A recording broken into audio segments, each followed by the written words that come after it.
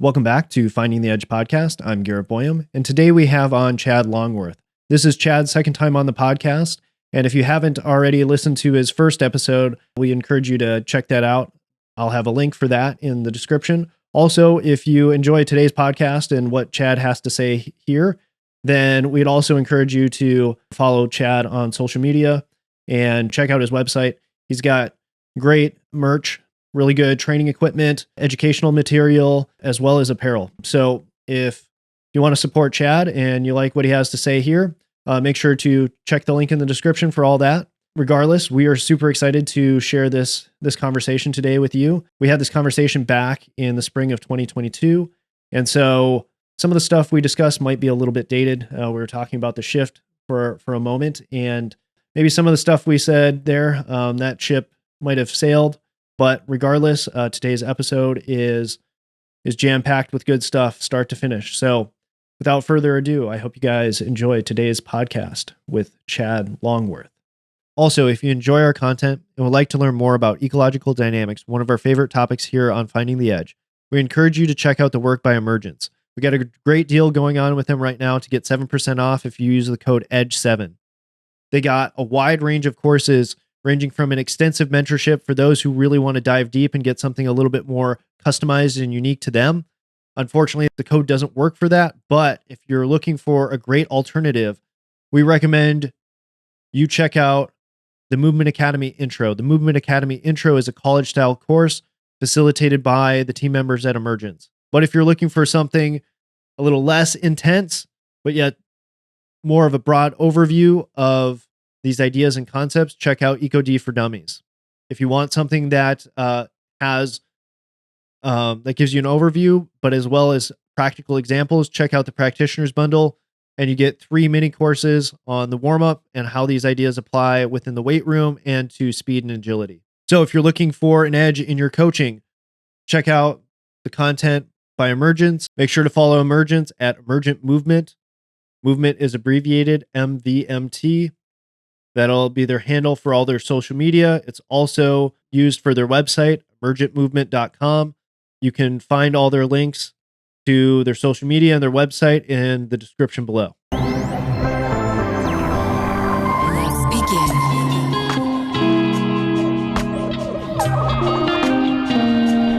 Analyzing.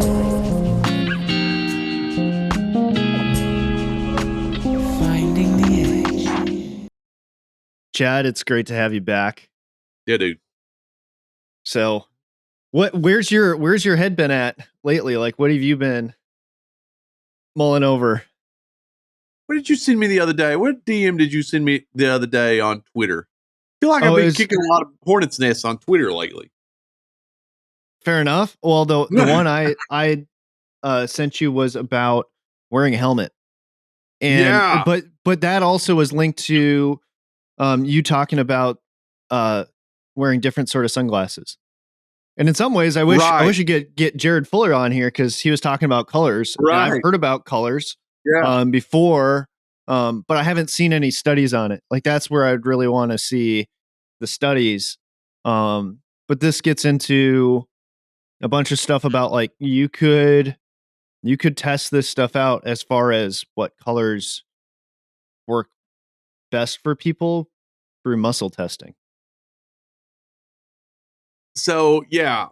So, really, since I talked to Robert Riggins a year ago on my podcast, it's just like this endless rabbit hole of perception, like perception and training and like how athletes are interacting with pitches, flights. And my son, who's 8,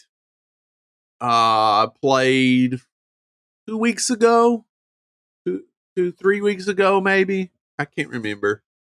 But he like swung and missed a lot that day. And never swings and misses a lot. But he swung and missed a lot that day. This is his first games of the year. He's 8, nervous, whatever. But I asked him, I said, I'm not mad you struck out, but why were you swinging and missing so much today?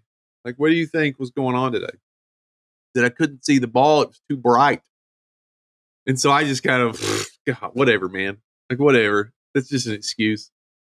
But then, I've been thinking about that like since that day, and then I saw the sunglass tweet. And I was thinking like we hit if you train inside a lot, like we hit inside a lot,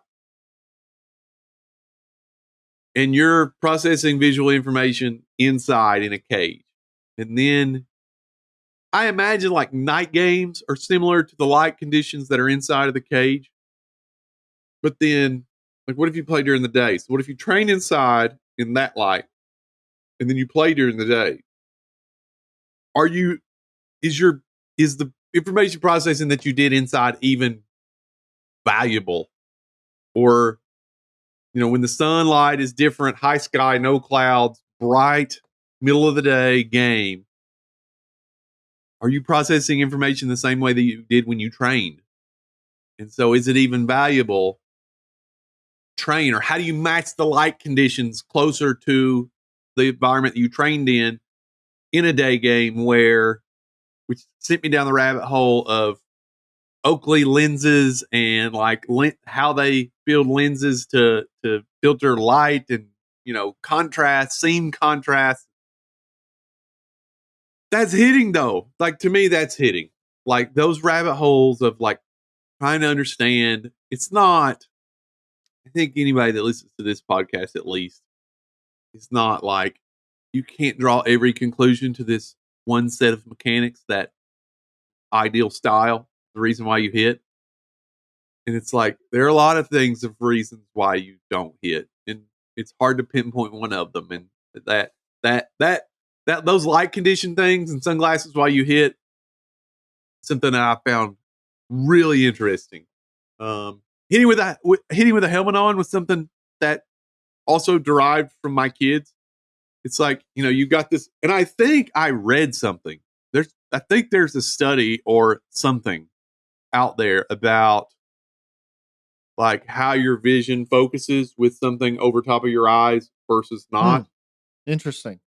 And so, like, should hitters always hit with something over top of their eyes, like either a hat or a helmet, even a helmet? Like, should you do flips with a helmet on? Because your field of vision, you want to have the same field of vision and the same thing that you have in a game, tracking ball flight. I mean, Again, that's another perception question that. Yeah, absolutely. Well, and that's where I'm trying to send over a few images that I took out of a book, and I haven't looked at them in a long time. So I wanted to, because it kind of deals with some of the things that you brought up with. So, man, there's just so much there. It's like where to start. But I would start with, I think this is why, again, I'm going to keep harping this ecological dynamics. I think ecological dynamics Right. can at least help guide us and kind of help our search process. So, for example, right, one of the main things is complexity, right? And so we're dynamic, complex. We're dynamic. What is it?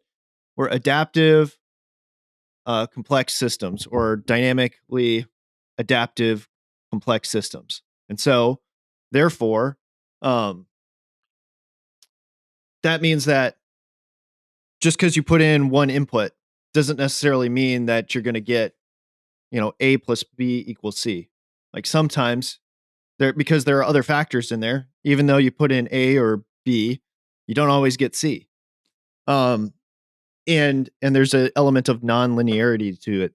And so that, I think we have to remember that we're dealing with complex adaptive systems.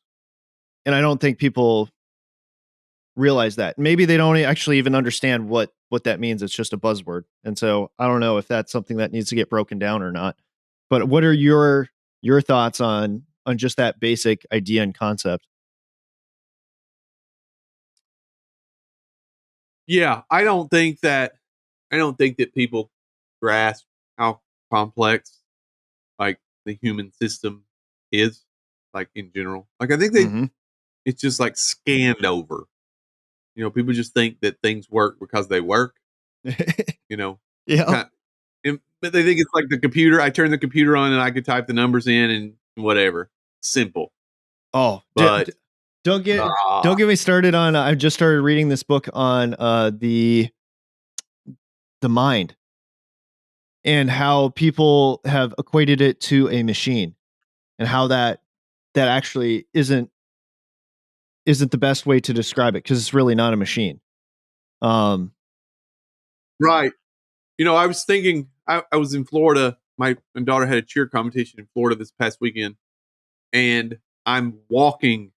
I'm walking it. We went to Disney World for 2 days before the competition, and of course, that's what you do at Disney World. You walk, and I'm thinking as I'm walking, like how amazing walking is. Like the fact that you can not fall over is amazing. Like what? No one falls over walking, but people take that for granted. It's like walking is amazing. The fact that we can just not fall on two legs is crazy. We can not fall. We can like step in a pothole and not fall.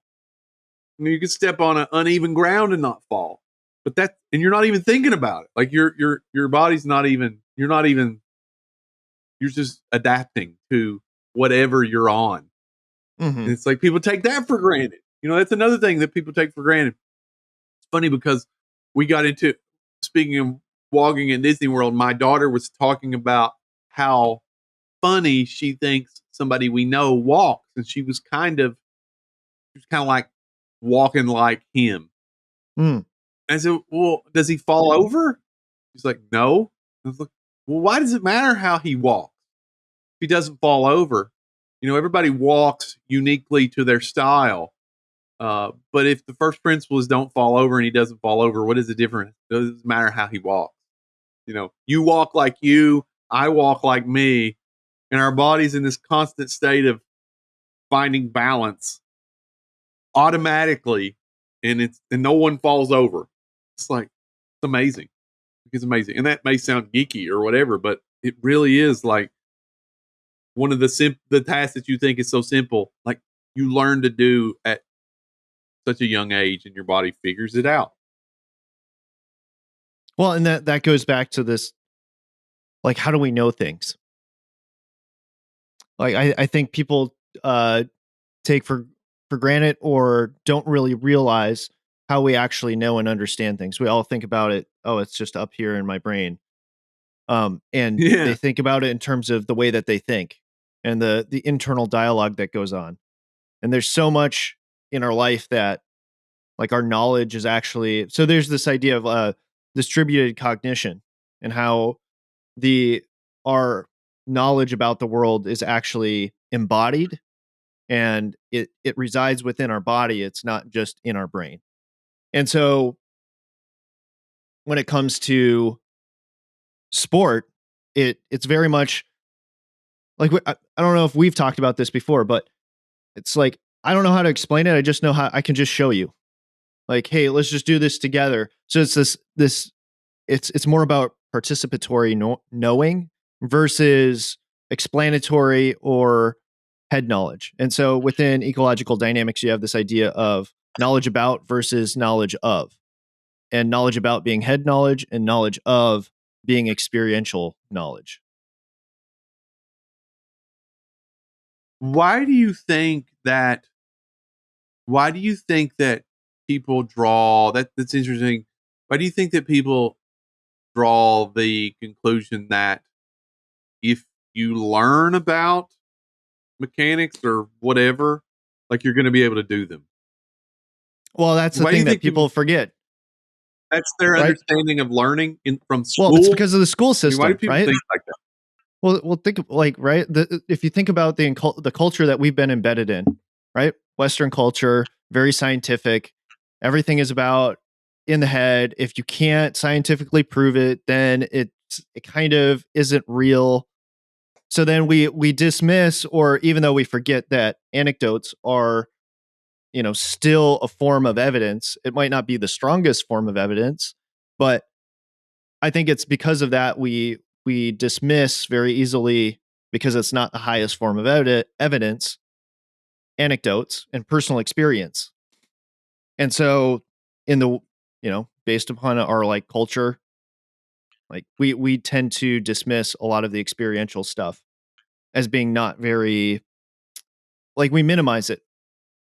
And I think that's the reason why people assume that the best way to teach something, because of our education system, is head knowledge. I mean, what is most of school? Just here, I say something to you, and then you have to memorize it or read a textbook and then regurgitate it Right. back to me.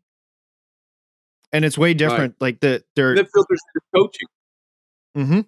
Yes, that's at least my right? theory. I mean, people think that because people think that. I mean, I'll give you an example, and I talked about this on Twitter a little bit recently. I haven't put the numbers and the data out quite yet, but I got to train a homeschooled high school team this Mm. past offseason. Every player, all the coaches, everybody came in. Everybody did what I wrote. Coaches were involved on the floor. No one gave anyone any explicit instructions other than just swing the bat fast, try to hit the ball hard, not on the ground. And Mhm. here's a Mhm. bunch of different tasks to do that. Here's the offset machine. Here's the 2-play timing. Here's the long bat. Here's the short bat.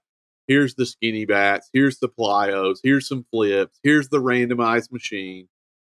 And no one told anyone how to do it. They were up like 4 runs a game from last year. Um, you know, their offensive production was almost 3 times as good. And no one, quote fingers, I don't know if this is a video podcast or not, but quote fingers learned anything. They didn't learn anything because they don't need to learn anything.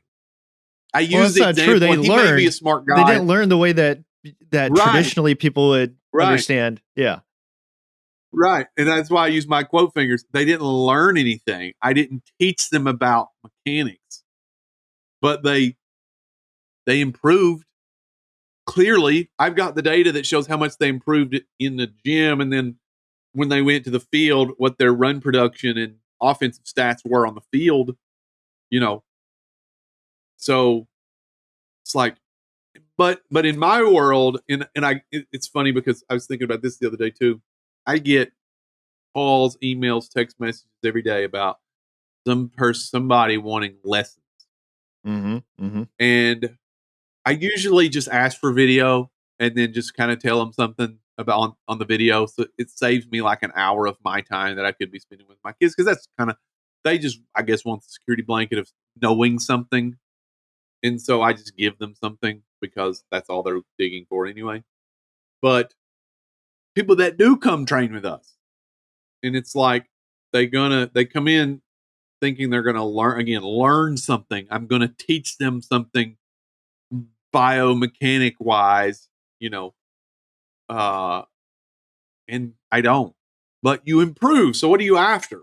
What are you after? You want to be a better player? You want to learn something because you don't have to. And I was going to make this point. I use this guy a lot in my conversations. He may be a smart guy. He doesn't strike me as a real smart guy. That's why I use him, but he might be. I don't know. Yasiel Puig probably doesn't know much about mechanics. He probably couldn't, but he's a pretty darn good hitter, in his time. People would say, well, he's not in baseball now. It's like the dude was amazing. And he licked his bat. And so he Yeah. Yeah. probably doesn't know anything.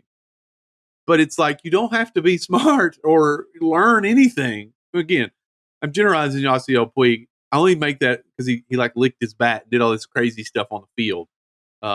As just somebody that doesn't know anything, but can just destroy baseballs at the highest level of baseball. Or Manny Ramirez. Like I your mean, there's body. Manny's another one. Like Manny gets on, he goes to Teacher Man and he goes to all these people now and he's like, you are the one that can explain what I did. And it's like, Manny, why does it matter? Why does it matter how anyone can explain anything? You mashed 600 homers or whatever, however many you hit, as probably one of the 3 greatest right-handed hitters of all time. Why does it matter that anyone can? I can explain what you did. You hit 600 homers on just oftentimes balls that no human being should be able to hit, much less hit hard. You hit out. It's like maybe you were just good at the task of, for whatever reason, who knows why? Who knows why? I can speak as somebody who made it to pro ball, who was an average pro ball player with top level athleticism and skills. My dad was a Division I basketball player. I worked out with major leaguer Andre Ethier was my workout partner in Arizona in the off season when I went to Athletes Performance, which is now Exos. I would train there in the off season. There was nothing athletically that I couldn't do that anyone else could do.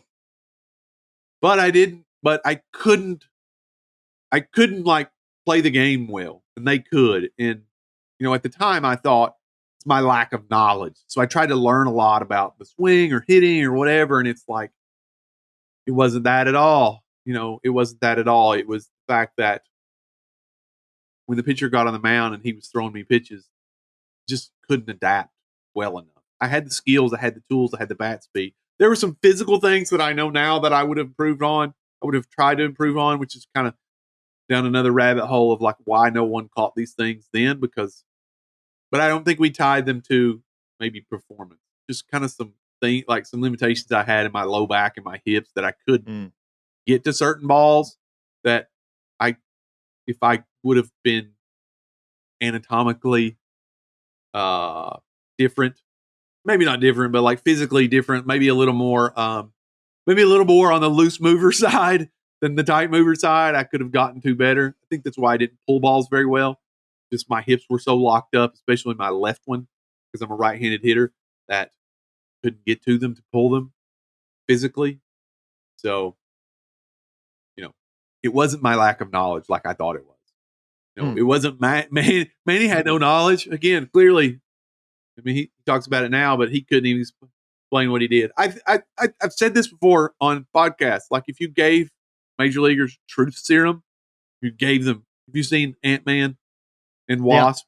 Yeah. Truth serum. He gives them truth serum and asks them like, how do they hit the ball? They would all say, I have no idea. I just kind of get up there and, get in my stance and try to be on time. And for somehow I swing where the ball is a lot. I don't know how. I hit Blake Trian's two-seamer, but I do. Well, I mean, but you personally have had that experience where you've been there and you're like, I don't know how I hit that ball. Like that had I saw it had some wicked movement at the end and I hit it, or like somehow. I was thinking fastball and I hit the curveball. Like, I mean, I've done it. I've experienced it. Yeah. And that's the thing of, to me, I think it can be explained by this idea and concept of flow. Like when you're in a flow state, when you're fully immersed in what you're doing, like you lose all sense of time, you lose sense of self, you become one with the environment. And to me, that's the state that you're in. It's not a highly cognitive intellectual state. And I think that's the part where, for example, why certain coaches are way better than others, because they might not know all the most technical information, but they keep it really simple for the athletes. They're able to connect with them on an emotional level. Like to me, like an ecological approach kind of helps explain this. They're perceptually attuned to the athlete, to the environment, how the energy in the environment, there's an energy exchange that's going on there, and they're able to be sensitive to that and are able to help nudge and kind of manage that environment to help the athlete perform their best. And that doesn't always mean giving them something mechanical, or it does. Well, because going back to what you're talking about, the truth serum. Well, when you talk to those guys, they'll tell you stuff as far as how they hit whatever. Like you talk to Albert Pujols or Alex Rodriguez, they'll tell you they swing down to the ball. Even Mike Trout says all this. Why? Yep. But you ask, why do they say this stuff when they don't do it? It's because that's what their coaches have told them. That's what they do, and that's how they hit really well. Like, so they've just drawn. It's the Nikolai Bernstein, the repetition of outcome, and not the repetition of movement or repetition. It's like they've told themselves enough over and over and over again that they felt this way when they got the outcome they wanted. So it had to Right. be because they felt this way. And it's like, nah, I mean, I know you felt that way, and I will never tell you you're wrong because you're not wrong. That's how you felt. Like you 100% felt that way. But not everybody should try to feel that way because that may not give you the repetition of outcome you're looking for. You know, you gotta hit rocket line drives. Like you have to. If you're gonna play the game for as long as you can play it, you have to hit rocket line drives. You have to get in fastball counts and hit fastballs for rocket line drives that sometimes go over the fence. Sometimes they fall for doubles. Sometimes they're rocketed through the 6-hole. Sometimes they're hit at somebody, but you got to hit a bunch of them. However you feel doing that, you're free to develop. You know, clearly, A-Rod and Trout, and all these guys say these things. They're not wrong. That's how they felt. That's how they got the outcome. And I think, no, I talked to Fred Landers about this. You know, some guys need to feel up. Some guys need to feel down. Like you need to feel all the ways to get the outcome. It's about the outcome. Like it's about the batted ball outcome. You know, Caleb says that a lot. It's like, why did we just not always start at the batted ball outcome and work backwards? Like if it gives you the outcome. Well, we also have to then agree on that. Like, not everybody agrees on that. Which there lies we can't agree on what the principles are, right? We can't agree that swinging the bat fast is a good thing because whatever. You know, I kind of been harping on that lately on Twitter. It's like, come on, guys.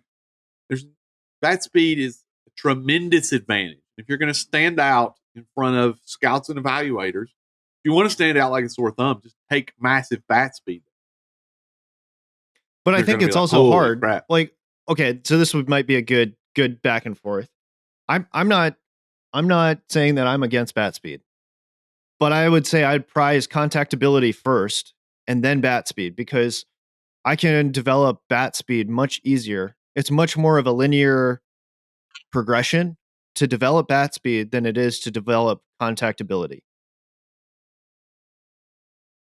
Yeah, so for sure, because bat speed is good. Bat speed is going to take so long to develop that along the way, like back to ball skills or something that you should, if the whole picture is bat speed, then like back to ball skills along the way should be I'm going to use my quote fingers, should be the focus because it's a given. Like we're trying to hit all the research, all the studies that have been reviewed, done on weighted bats and bat speed, like 100, 150 swings ish. You and I have talked about this. Mm-hmm.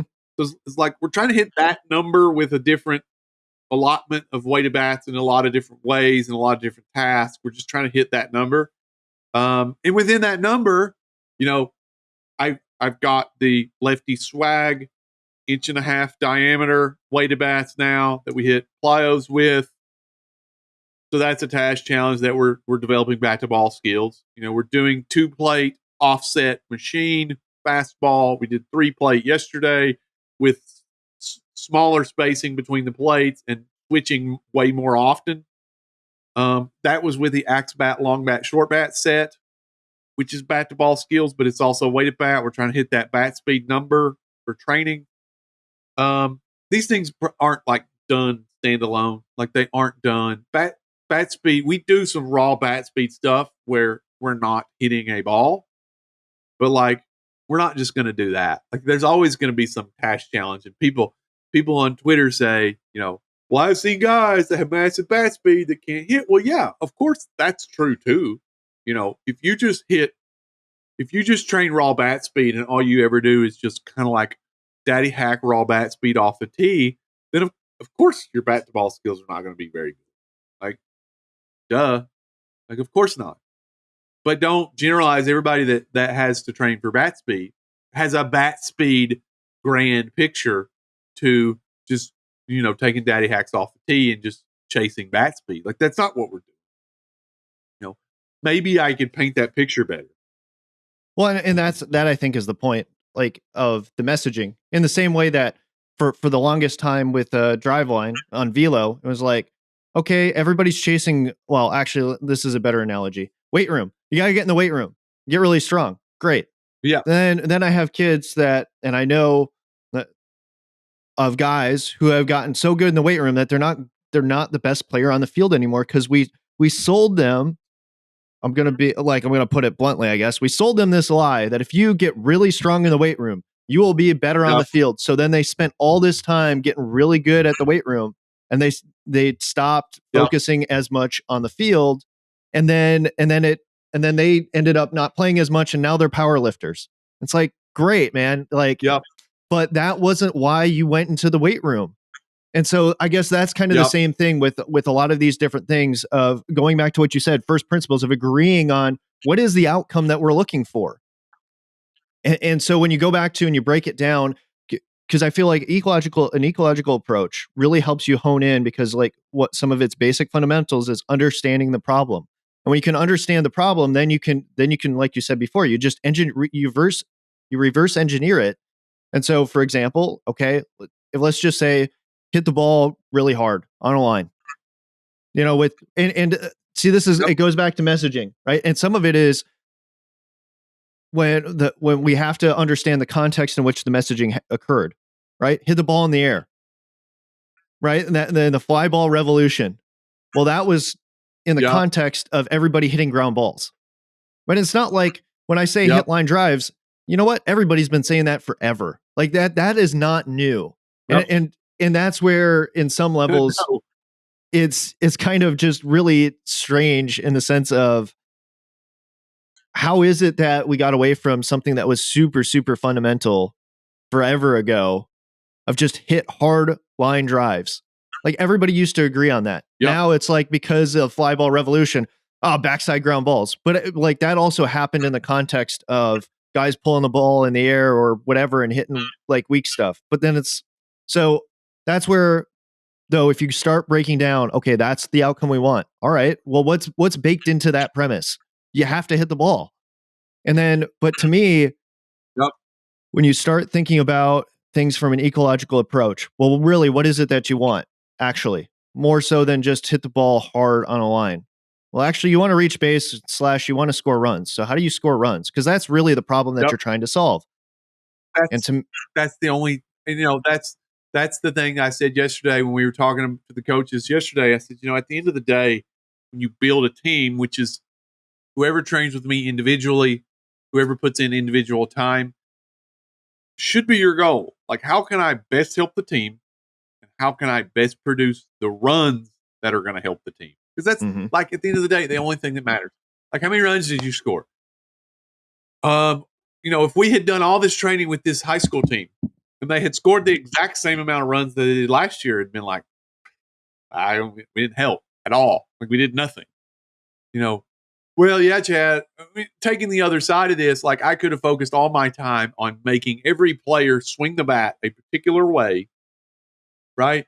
And if I had achieved that, then somebody could say, well, they didn't improve their run production. It's like, yeah, well, we weren't working on that. We were working on their swings, and the runs will come later.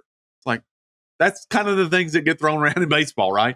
We had to make their swing good first, and then the runs would come. But now their season's over, and they didn't win a lot of games, and so, like, I don't have time for later.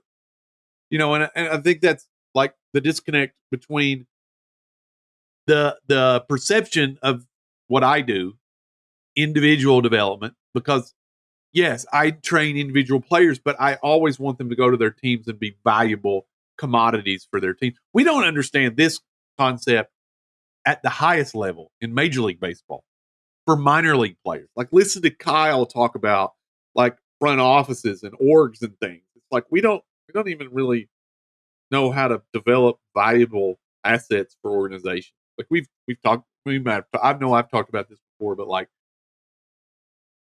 how can you not invest $1,000 into a minor league player and train him you have nothing to lose. Train him to become $1 million asset.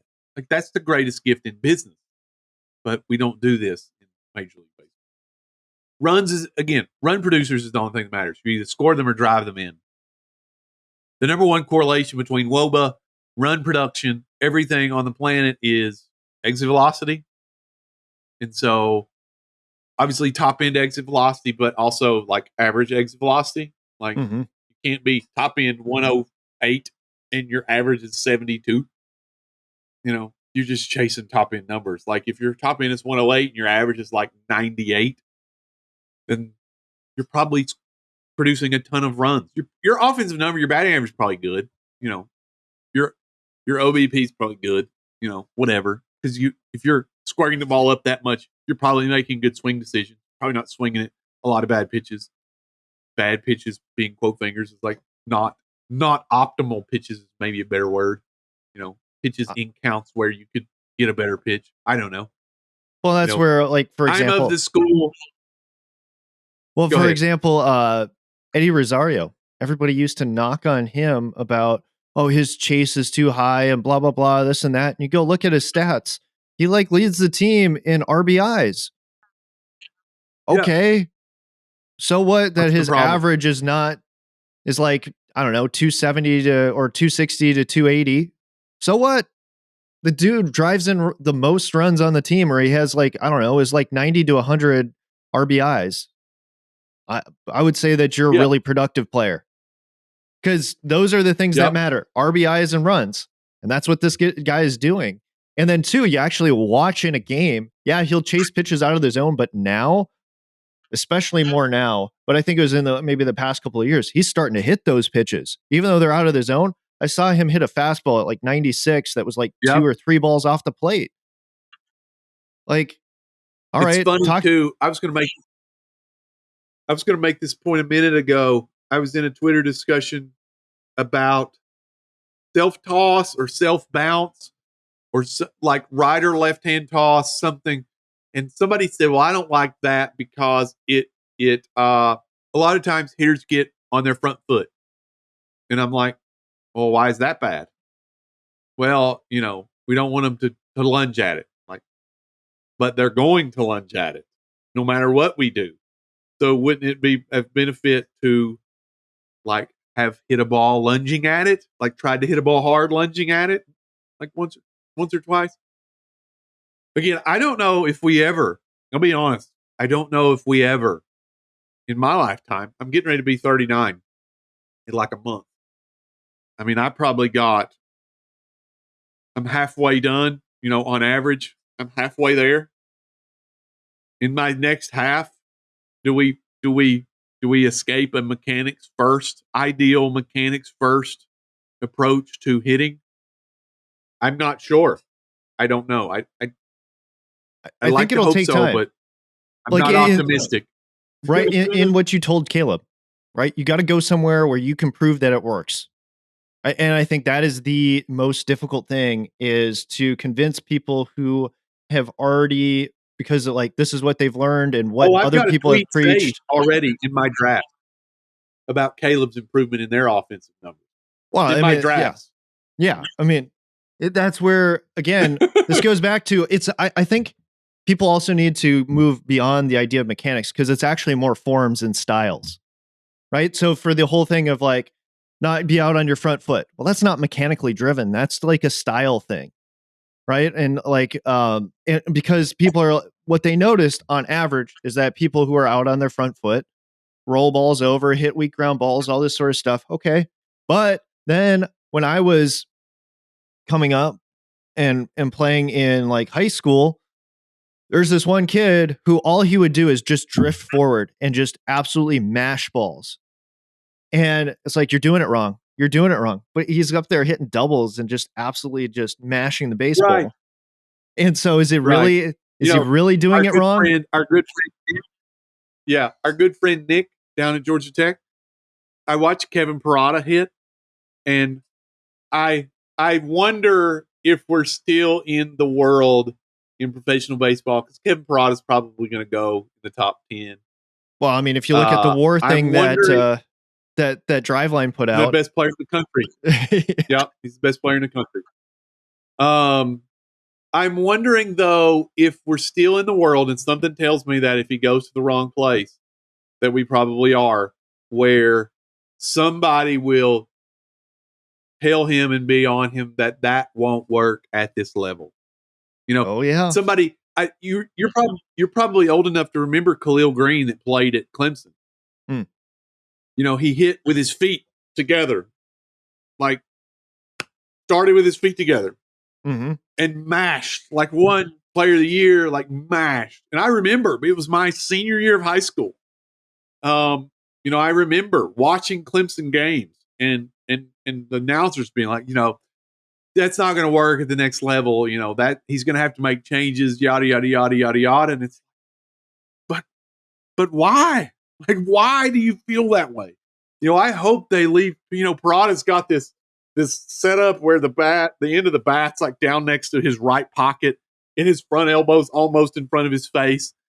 His feet are narrow, but then he kind of flows into some rhythm and hits the barrel obviously all the time. And he hits for a high whoa. He's got a ton of homers. He's catching. But who is somebody going to still tell him in 2022? And I think about this a lot. That won't work here. That won't work at this level. You're going to have to make the X, Y, and Z adjustment. It's like, man, is that true? Like, I don't know that that's true. Maybe he'll go to an org that won't do that, because there are certainly those out there now. Versus when I played and all the orgs were like that, there are orgs now that will let him go and let him do him if he, and support him in that. I think a lot of what these unique styles, I think they fail in some ways because people instill self-doubt in them, doubt in them for the first time. They start doubting themselves. They start doubting like what they're doing. It's not the style per se, but it's like the self-doubt that they now have. Oh man, maybe because he's going to hit the skids. He's going to struggle. He's going to slump. Obviously, that's what happens in pro ball. Pitchers better, stuff's better. When he hits the skids, is that self-doubt start turning? Maybe they're right. Maybe my style won't work. Maybe I do need to change. And he starts to change. And I don't know, but I wouldn't. No, I mean, there's an element of I thought this was very pernicious, or there's something off about this. I don't think it's necessarily bad, especially from an ecological perspective. Failure forces us to change and find a more functional fit with our environment. But a lot of coaches intuitively understand, hey, when guys fail, then they'll actually listen to me. But if they succeed, then they're going to tell me off. And so they use it as a way of like, well, I hope they fail, so then I can basically inundate them or brainwash them into believing my stuff. And then it's like, well, or I can insert my importance, which makes me feel good, as the coach. I can get to make myself important, which you're not. Well, and then your whole job is there to help the athlete. And so to me, it's like, what is actually best and most beneficial? And if I am bringing my preconceived notions to it, then what I might give them might not be optimal, because like, I don't always know what's right. But that's where, to me, if you go with an ecological approach, it's not about me. It's not about me having the right answer. It's about me providing a path or a process forward by which we can find the right answer for you. And to me, that's what makes an ecological approach so powerful, is that it really comes down to what works best for you. We're going to search and find out. You're going to move differently. We're going to try all these different things, whether it's a teacher man thing, whether it's I'm trying to even think who else is a big name as far as, a Tewksbury thing or whatever. Like, we're going to try all these different things that all these different people have put out there, and or just maybe something different, like whatever connects with that player. I really dislike Chuckett. I really think that's not a good use of time. But if that's what helps an athlete, then great. But you also have to understand the limitation of that. Like we've talked about this with me and Robert Fry, of how, and too with Caleb, this idea of the Hawthorne effect, where just simple novelty may help you in the short term, but eventually your production just goes back to baseline. And then, so with the Hawthorne experiment, they decreased the light or something, and then the production went up in the factory. And then they did a proper study and they went back and they did the reverse. They raised the light and the production went up. And they're like, okay, so this is interesting. So it's just more the fact that we changed the environment and then people got more productive. I mean, when you think about it, when somebody goes to a new organization, why is it that they sometimes tend to perform better? Well, you change the environment. And Yep. so it's just little things like that of Optimism. Yep. like, because, right. Well, if you think about it from a strength and conditioning perspective, right? You do the same workouts all the time. Eventually, you're going to get diminishing returns and you're not going to get any returns. And you might even regress from doing the same thing over and over again. And the from the skill side of things, the exact same thing is true. Because so one of the things from an ecological perspective, one of the viewpoints is in principles is skill adaptation. Right? So now we view the system as an adaptive system that based upon what we do, it adapts to what we're doing. And the most easiest way for, I think, for a lot of coaches, because strength and conditioning has been out there for a lot longer within the baseball coaching world and people understand it better. Well, adaptation is adaptation and the principles work the same, right? You apply a novel stressor to the system and it adapts. The same thing is true when it comes to skill development. Yep. No, for sure. It's also a bit frustrating though for people and players for the constant need of something new. And it's like, Yeah. there's some acceptance of you have to accept that some of this is just going to be necessarily boring. Because I think an achievement, and I think Kyle's talked about that a little bit. It's like they're just necessarily boring pieces that you're going to have to be mentally tough enough. Tough being my quote fingers, tough enough to do the boring stuff. Because we can't constantly like iterate and make up new challenges just to keep you engaged every 2 weeks, or every week. And so, yeah, for sure, I get that, but it's also like you're not going to make it if it has to be new all the time. Like there's some acceptance of I'm just going to do the boring stuff because the boring stuff is what's going to get my skills and get me where I'm going. And we do different things. I would say different things with hitters. Meaning we put in we when we do 2-plate machine, we alternate between a high machine and a low machine. On the low machine, we try to turn up the spin so it's flatter, even maybe giving them the perception that it's rising a bit. That's to kind of balance out like hitting a lot of breaking balls, because if you hit a lot of breaking balls, you swing up a lot. So we go high or low machine, offset right or left side, 2 plates. And when we go 2 plates, we put them 24 to 36 inches apart. If we go 3 plates, we put them like 12 to 18 inches apart and switch them every swing. I mean, but we're doing the same thing roughly. We're in the cage. We're working on fastball timing within these 3 bats. And that's not necessarily new. I don't know if you agree with that or not, but like, no, but I constantly think like seeking the challenge. Well, but that's what novelty is, right? So like when I go back to like what Eric Cressy said a long time ago when it came to training, well, all we have to do is change one small thing with the program and we'll get new adaptations out of it. Whether it's you change the exercise selection, but you could change something as small as the sets and reps. You could change something as small as the load and you're going to see new adaptation. And so that's where all you have to do is tweak one little thing and you can pull more out of it.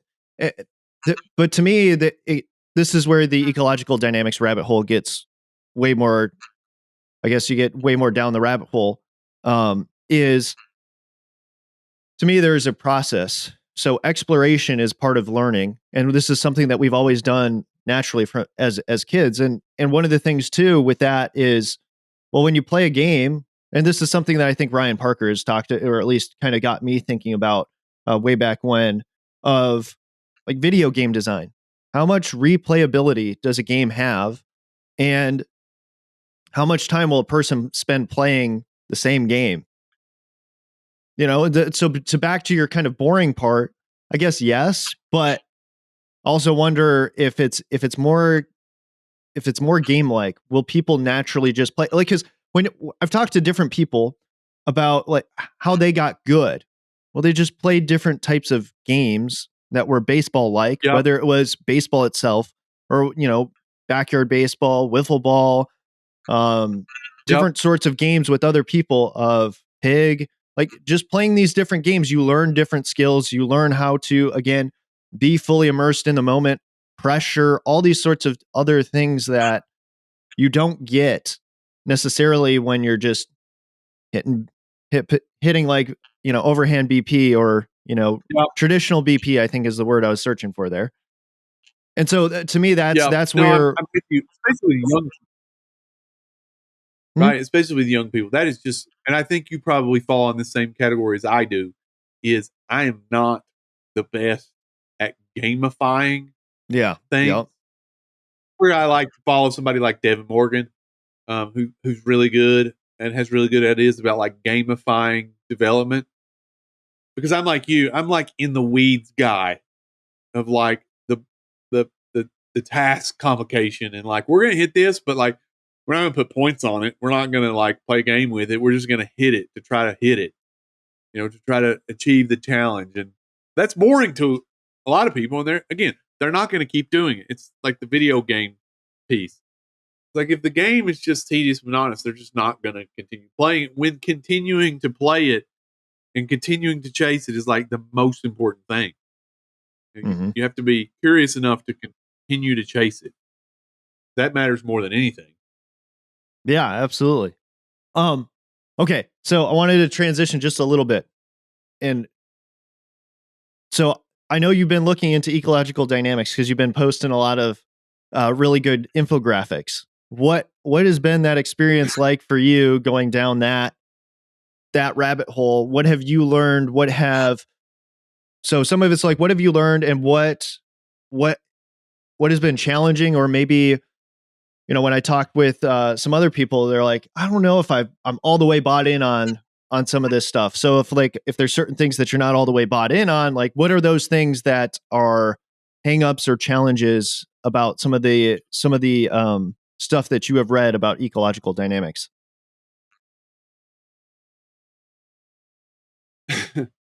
Yeah, you and I talked about this on my podcast a little bit. Like, this is not new in any way. Right. Yes. These things, these interactions are not new. This is not a new thing.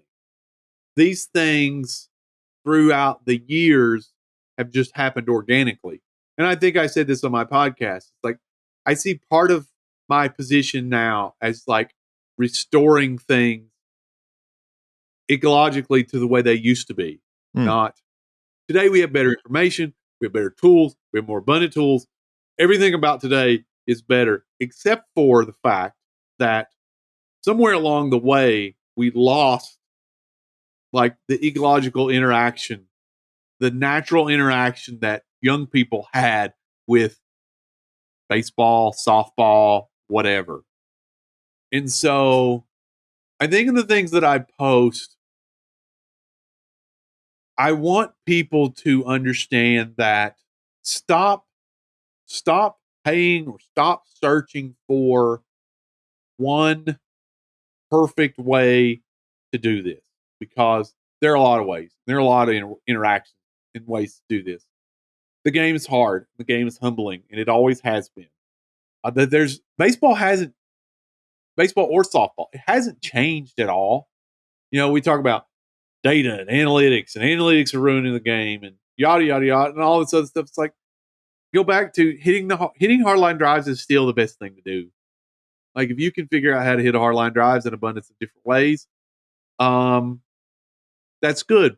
The problem is today, somewhere along the line, coaches stepped in. It's like, well, I know how to help you best do this. And like, you don't. It's like that moment in Moneyball where, in the movie, where Brad Pitt tells the scout, like, you think you know, but you don't. Like, the coach that steps in is like, I know the perfect style for you to hit whatever. It's like, you don't, because whether or not you agree with the principles of ecological dynamics or whatever, and I'm certainly not the most educated person on this. I'm constantly learning. But the simple fact of the matter is, whether you agree in principle or not, it's always real. Like it's happening. What Caleb said that on my podcast. Self-organization is happening whether you agree with it or not. Mm-hmm. You're either yourself a task constraint or you're trying to stay out of the way and not be an additional task constraint on a player, like an informational constraint. And so I just want to restore and give players back in my environment. Like, you can own a facility and you can train players and not become an informational task constraint that gets in their way to self-organize and adapt and become a good hitter. I said that in not so many words yesterday on Twitter. I think was like, you can 1,000% make hitters better by just telling them, hey, let's try to hit the ball hard and let's try to hit a line drive. And then if you have enough tools and you don't even need tools. Like, if you could just create enough like real interactions with pitches, whatever it is, from a motor learning perspective, I would encourage you to at least change the bat, a lot, not swing the same bat, because you're not going to get, it's about adaptations, building adaptations. Mm-hmm. Mm-hmm. You're going to get more adaptations and more. I heard it. Somebody said one time to me, it's like a big highway and you're just trying to build on-ramps to the highway. Like, the more on-ramps you can get on the hard line drive highway, like, the better they're going to be. Again, it's just the principle of like the natural interaction that I got it. Like, I got that. I didn't have, people say, well, just think if you'd had, coaching or whatever when you were kids, like, I might not have made it. I think that is the hardest thing for people to hear. Somebody had disrupted my natural athleticism and my natural cause to get balls. I may not have made it. I may not have. I wasn't a better hitter. I was not a better hitter. This is a story that I may draw a 1-to-1 relationship to, and it may not even be that. But like, in high school, I led the state of Virginia at every level, every offensive category as a high school junior. Like, amazing. Like, I hit everything: homers, RBI, slugging, on base, everything. My senior year, I was not as good, not even close to as good, which makes no sense. I'm going to the draft. I've signed a Power 5 Division I scholarship, yada, yada, yada. What was the difference? Well, because of all these things, for the first time in my life, I thought I had to start searching for the right mechanics. And so I was reading a lot of things and like trying a lot of things with my swing. Like, it made me worse. And like, I was never what I was previous to that. Now, after high school, obviously pitching gets better. So my offensive numbers aren't the same because I'm not interacting with the same tasks. But like, my search process was never the same. I never just hit. I got into pro ball and everybody said do T work. So I did a ton of T work. Like, is that really what I needed? Like, no. Hey, it worked for somebody else, so it should work for you. Right. So again, from the original question, all the stuff that I post, I just want people to know that stop pigeonholing or cornering players into this singular swing idea. We have a player who scissors a lot. He scissors in the cage. He hits a pull side double the other day in a game. He doesn't scissor. Whatever. I think Parker said that about Trout. He's been in the cage with Trout. Trout doesn't ever like scissor in a game or in the cage, but he does in a game. It's like, it's just one of these natural occurrences that allow these things to now you can be a good coach. Like you can be a really good coach and not give players instructions on how to do things every other swing. Like you can still be a good coach. Like you can still increase a high school team's run production by over 4 runs a game and not say anything to any of the players. I didn't say anything, nothing. I just allowed them to naturally interact. It's funny. I got a remote client this spring from DC, and he's a young kid, and the immediate need that the dad wanted to address was bat to ball skills. My son's bat to ball skills are not good. We want to improve the bat to ball skills, and I said, well, send me some video. Not that I'm going to break the video down and put you next to Mike Trout and say, well, here's the positions you need to be in, yada yada. I just want to watch you swing. I just want to watch you hit. Well, the video he sends me is the kid hitting off the tee. And so I said, as nicely as I can tell you,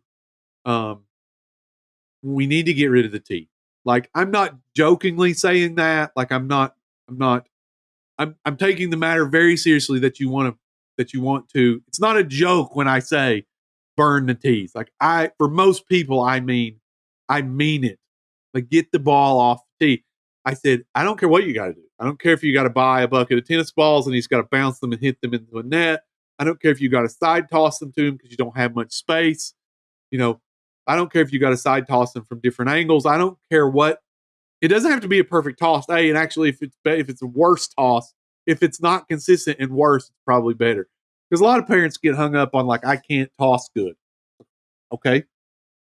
What's your point? Like, toss the ball at him. He's got to figure out how to hit it anyway. And so it's funny because along the way, this kid has improved his bat to ball skills like a lot. And the dad now makes the joke of, who knew that hitting a moving ball more made you better at hitting a moving ball? Right. Yeah. Like, who knew?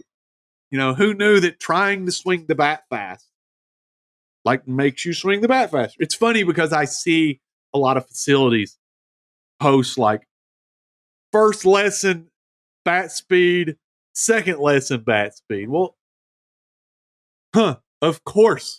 Because most of the kids that I see don't swing the bat as hard as they can because they've been attuned to just make contact. So they swing the bat at some speed of, like, whatever. And they think that that's their highest effort. And then they just see somebody that says, hey, man, like, let it eat. And their bat speed goes up like 8 miles an hour. Okay, I didn't do anything other than tell him to swing harder. And he did. And his bat speed improved. I did nothing. Now, again, this goes back to the conversation of bat to ball skills, but, like, he did swinging harder now. And so it's funny. It's a funny world we live in, this coaching universe. Yeah. So I want to be respectful of time. I don't know what's your time window. I'm good. Okay. I'm good. All right. Because I did have one at least other direction to go in. I'm trying to. Well, okay. So if we go back to what we were talking about before with the helmets and then the glasses, right? So if we go back to that on how our perception changes when we put a helmet on, and it's not just the fact that, like, it changes your vision, but now sensory, like kinesthetic. Now you have that kinesthetic of having that on your head, and then that feel, and then having to deal with that. Because what if the helmet is a little loose and it falls off? That's going to mess with, Right. Like, that's going to change how you move. That's going to affect how you move, and how you interact with the problem. How big the helmet is in terms of, like, more padding, less padding. All these different things are going to affect a player's movement. And that's the thing where I don't think we appreciate that enough. Like, we let guys get away with just hopping in the cage without a helmet on and hitting. And it's like, hey, do you go and hit without a bat?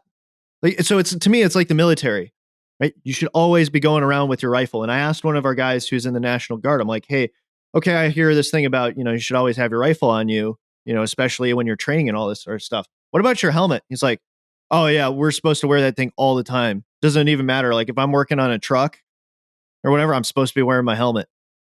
I'm like, okay, so why is it that the military understands these guys got to go around in their gear all the time, like they're ready for combat, but we don't have the same mentality. Like, oh, it's fine. You can just wear no hat or a hat in the cage, whatever, not a helmet. Right. What you would wear in a game. So to me, that's Right. that's I think I saw Brock Hammett. mhm. I think I saw Brock Hammett post about I don't know if you know Brock and Brett, but Oh yeah. he made Brett like start wearing a helmet in the cage like all the time. And I laughed because like he's wearing a helmet in front flips, which is Mhm. funny to look at, but like you said, it's like why? And even today with my kids, my daughter plays softball, right? So she has to wear the Mhm. mask. And it's like, I should make her wear her helmet with the mask on it all the time because even the mask in front of your face changes your perception of ball flight. Yeah. No, and that's So especially if you have a C flap, don't right? know That was part of why your comments. I'm guilty. Yeah, I'm guilty of don't know why. I don't know why we don't do it. It's Not easier. because I told my I had to tell my son the other day. It's like, man, I'm not telling you to put a helmet on because I'm going to hit you. I'm not going to hit you. I just need you to wear a helmet for me if you could, because my mind was going at that time of just we need to wear a helmet all the time because you wear a helmet in a game and you need to perceive the ball flight the same way you perceive the ball flight in the game. This goes to the light conditions also. And we need to try to match the light conditions. You need to try to best match the light conditions that you train in than you play in. And so if it's bright, you didn't train in that. And so your information processing will not be. I actually sent that to a couple of coaches that I consult with that have really good chances in college to play in the last game of the season, the last series of the season. And I said, if these games are during the day, and I know that a lot of your training occurs inside, you need to look into this because if these games are during the day and you have to win the last game or the last series of the year, this would be something stupid to not cover a base on. Is it real? Is it not? I don't know, but again, it's the principles of the matter. Like the ecological, I think you said this earlier. Like it's the guiding set of principles or the anecdote. You talked about the Mhm. anecdote. Mhm. Anecdotally, it makes good sense. I don't know that that's a real thing, but that would be a really stupid base not to cover if it was a real thing. Well, and two, we already know that guys have different day night splits. That's why in the pros they have Yep. like it's I mean at a very basic level we know that this relationship exists. But it goes back to me the whole reason why people don't do it is it's harder. Oh, now I have to guys will start complaining because they're so used to this and now they can't go out and hang out with friends now that their schedule Yep. got changed and blah blah blah and like I just don't want to I get it, but at some point, it comes back to: do you really want to win? How bad do you want to win? And Right. and to Do me, that's you think I had a thought and I was going to ask you, do you think that oh, I remember what I was going to say. You probably know this. I don't know this because I haven't found it, but I said this yesterday. I think there's a study. And I could be completely making this up, about like Latin American players, like players in the Dominican, players in Cuba, players in, you know, that they're better. They're better because they hit more, not because the intent of hitting more outside, but it's something about light sensitivity in their eyes. I either saw that, I may be even making that up, but like now that I see the sunglass thing, like that makes a lot more sense that like players that hit more outside are more attuned to information processing in natural light versus light that is in a cage mhm, because mhm. Well, I mean, That's what they do there's in Latin different America. information to be picked up potentially, or different information is revealed based upon the lighting conditions. And so, I mean, to me, Right, and that's your part and of your it. But I perception of haven't. spin and seams and everything is completely different. Well, that's where if this thing won't break on me, I was going to show you. I'm having trouble with the keeping it connected here. It's not this one, but it's these. There's something in this one book I was reading, and I haven't really looked. I just remember that. Okay, so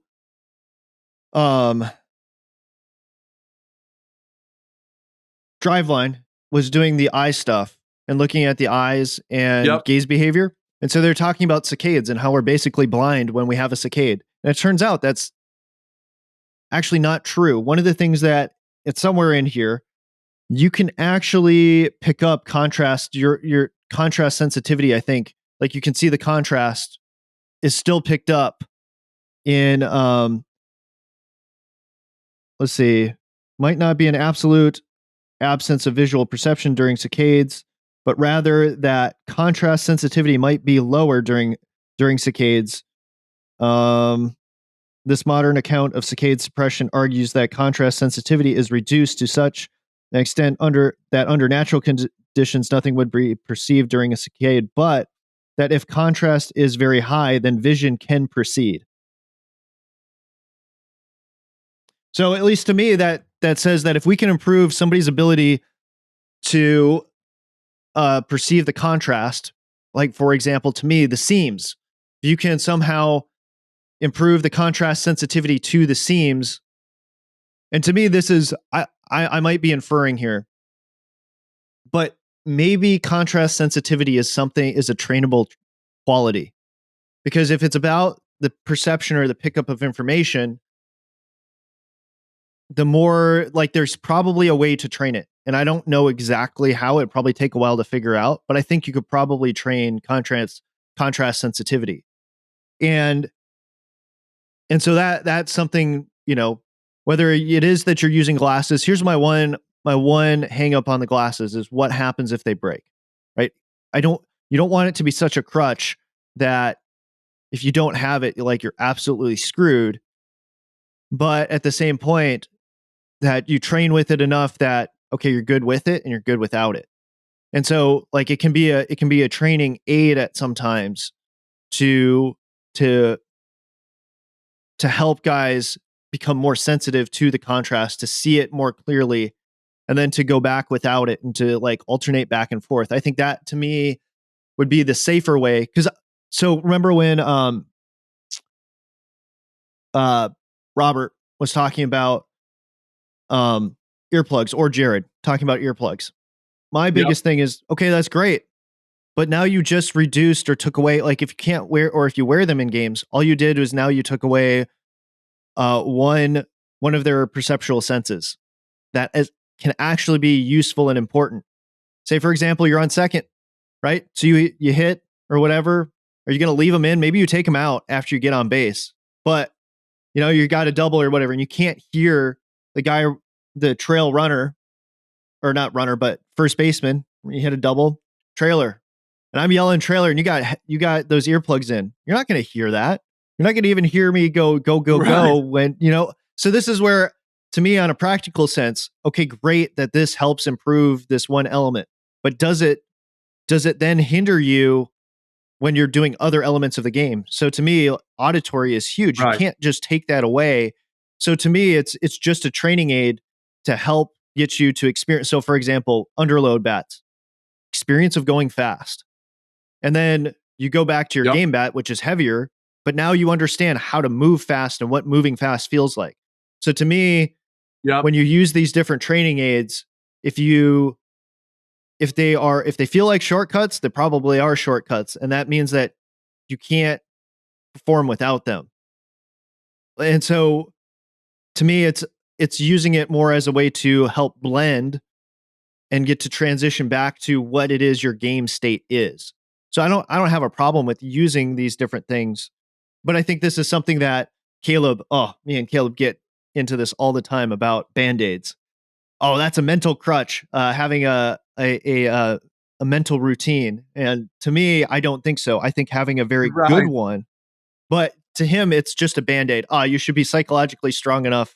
And I'm probably creating a little bit of a straw Right. man here, but that to me is the Right. It perception goes that back he to, has. but it goes back to like your anecdotal principle of flow. Hmm. You know, if a mental routine gets you to flow into a flow state, then it is important. Yes. You know, if you're mentally tough enough where you don't need a mental routine and you can get into a flow state, then great, do that. It's like the tea before the game. You know, if Freddie Freeman has to do the tea before the game in order to get into a flow state that he can compete in the game, then he has to do the tea because that's what he has to do to get himself to that.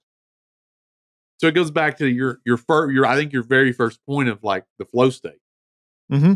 Talking about this though, and I'm listening to so do you think in training, Hmm. this is training, this might be a band-aid too. You talk about not being able to play in without glasses. Should we be using glasses in training that changes the light sensitivity? Like you can use yellow lens glasses to make the room brighter and hit. You can tint them and make more red light and make the training environment so you build a more robust sensitivity. It's not the same light all the time. Hmm. What I'm getting at in a training sense, so that you build this more robust ability to, without glasses or without anything, like you've at least experienced this. You know, it's like the front foot hitting, or it's like experiencing swinging at a breaking ball. It's like this is not optimal, but at least you've experienced this to have some sort of, connection to what's happening. Yeah, no, I think that to me is what practice is about, is creating those different Is that experiences. a better way to your point of it might be a crutch and if the glasses break you can't play? Is it something that you should install in practice to I do? think so. Yeah, I don't have a problem with using them at all. I just think that if everybody has this early on, more is better. And I don't think there's a problem with that in the sense of we don't know at what point it becomes not better.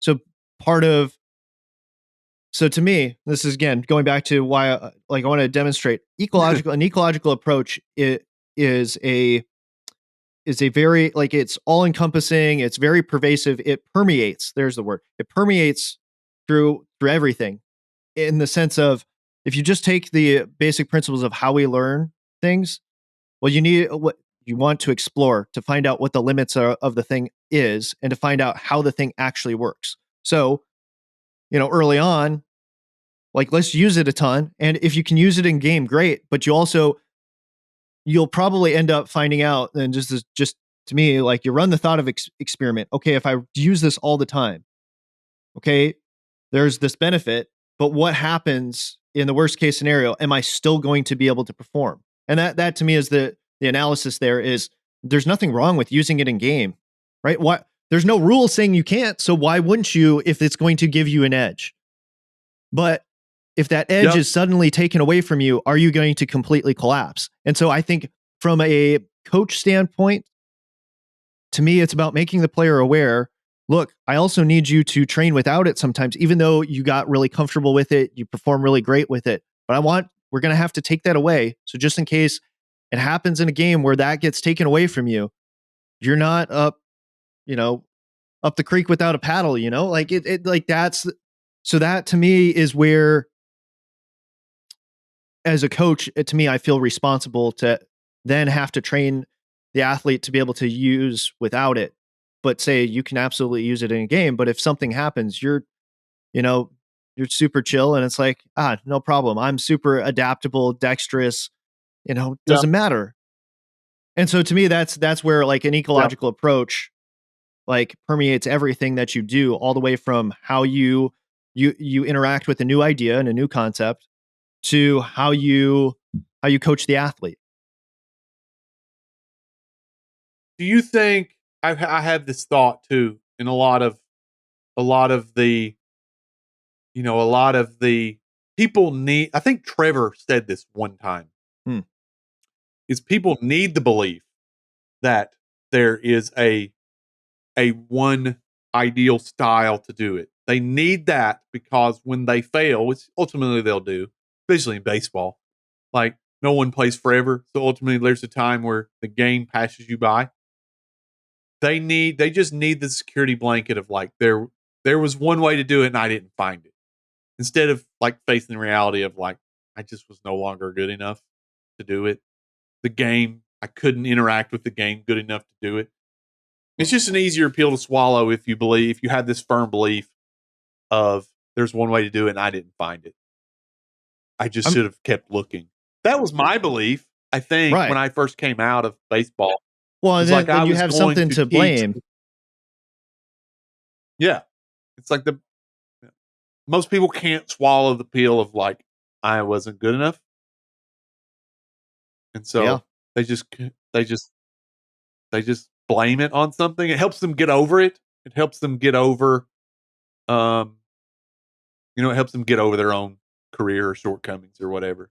So they regurgitate that to other people who have the same insecurity, and it turns into this cult of people eventually that, again, like you said, are just not mentally strong enough to just accept that I wasn't good enough, and they move on.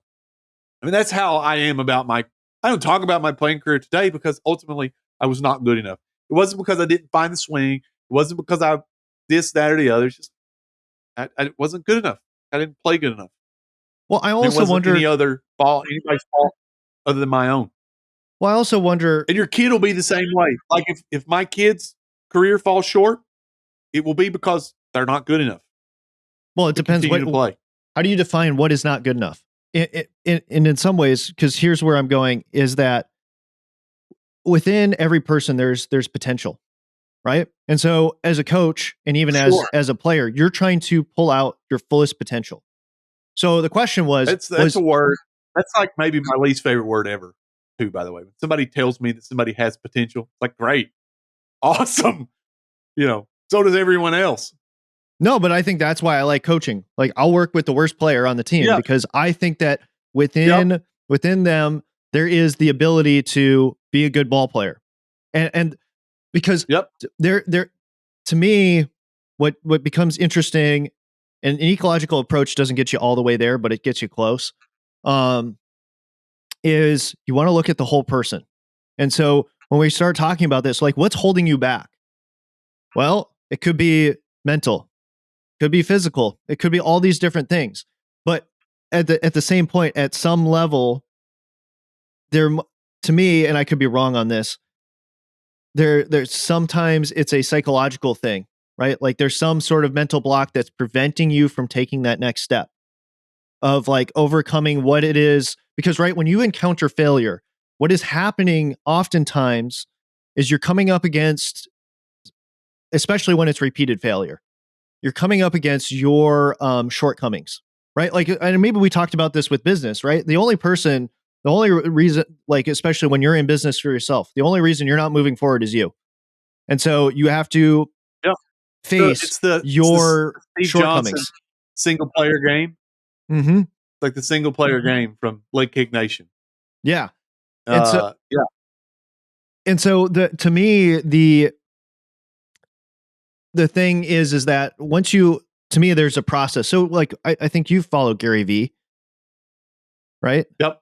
Yeah. So, I mean, his whole thing a while back was he loves the game. Once he figured out the game, and that part of improvement was overcoming his shortcomings and like dealing with them square on. And like, if he can get through this thing that's holding him back or whatever, like, I think he was a way more, I don't like the feeling that you got from him, like, because it's still there a little bit, but I think it's changed more and more over time as he started to figure out, hey, I can make more money if I am if I'm a better human being. So, and before it was just sell, and however I sell, works.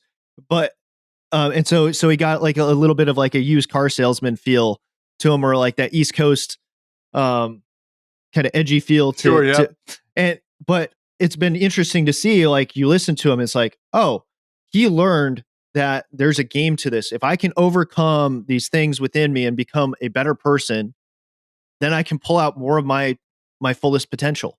And I think that's the thing where people going back to, oh, I need to feel good. Well, you then don't understand how to get where you want to go. Because this goes more to your boredom point. Like you don't feel great when you're doing this monotonous stuff. In the same way, when you encounter your weaknesses and have to overcome them, that's painful. That's a very painful process. But if you want where you're going more, and if you want to see your fullest potential, then you have to work through that. But if you're okay with not, Right. then you have to do that whole thing of telling yourself different lies and all this sort of stuff.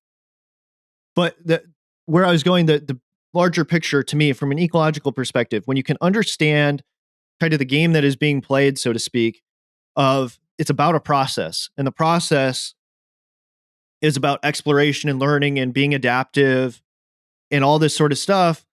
Once you understand this process, it pulls you out of this negative loop and it creates a positive loop. Like you can find ways to grow in everything that you do. And to me, then that allows more of your fullest potential to come out. And so that to me is, maybe it was the frame that we were working in was what was limiting us.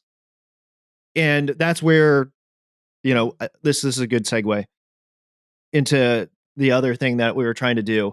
And I might not include this in the podcast, but anyways, remember, so I talked about trying to create like kind of a hitting mastermind group to figure out how are we going to solve so the problems that we're facing in hitting, because I don't think I can do it. I mean, maybe I could do a lot of it by myself, but I think it would take 10 years to 20 years for me to get all that put down, organized in such a way to then distribute to other people. Like I could maybe figure it out for myself, because there are things that each of us intuitively know but cannot explain to other people. And that's great. So you can use it and be successful with it, but it's really hard for it to be replicated. And so I think what I am trying to do, or what I'd like to do, is figure out how to get a group of people together to actually start figuring out how can we develop language around this? How can we develop a culture around this? Like I took it from this book, Finding Superman, which is about flow states. I don't know if have you heard that book? I have heard the book. I haven't read it. I think it's on my Amazon wish list. I try to just, when I hear things, I try to go in there. I go to the bookstore, wander around. I just put things in my Amazon wish list, hoping I get an email one day that they're $1.99 on Kindle and I can grab them. Well, because like I just have the audiobook. This is sorry, I got the title wrong. The Rise of Superman. But to me, this is so, and I don't even know if this is going to play in the right spot. But the story was that for these guys to do the most amazing, so the book is on action adventure sports. And so these guys that, you said you couldn't free climb, I'm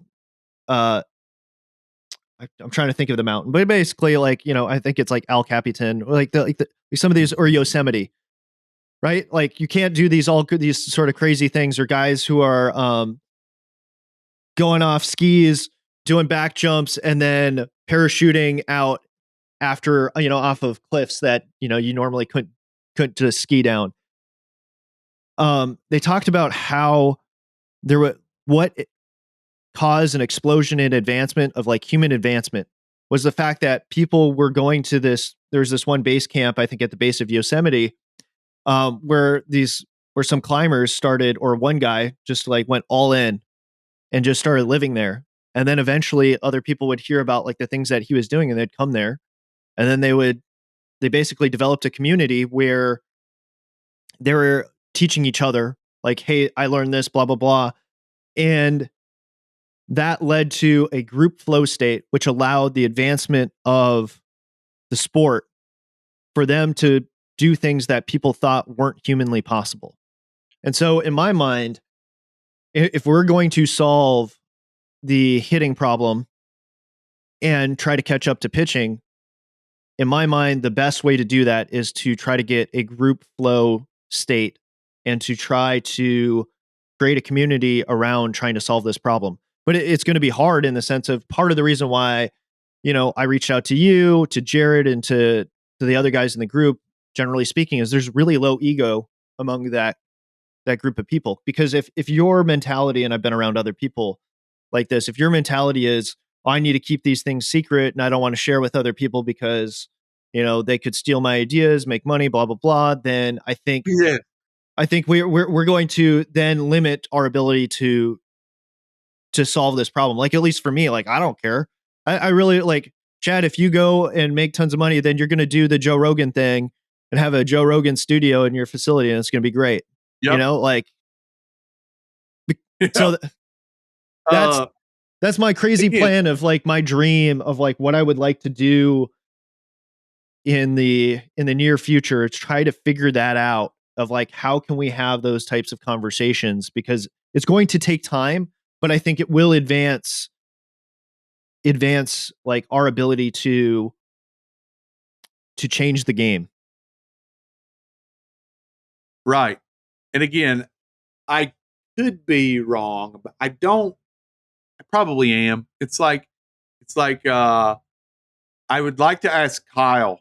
I would like to ask Kyle Bodie on my podcast. Would you look back at Driveline 5 years ago and think that because I mean you've been around, so like even probably 3 or 4 years ago, and think that it sucked compared to now?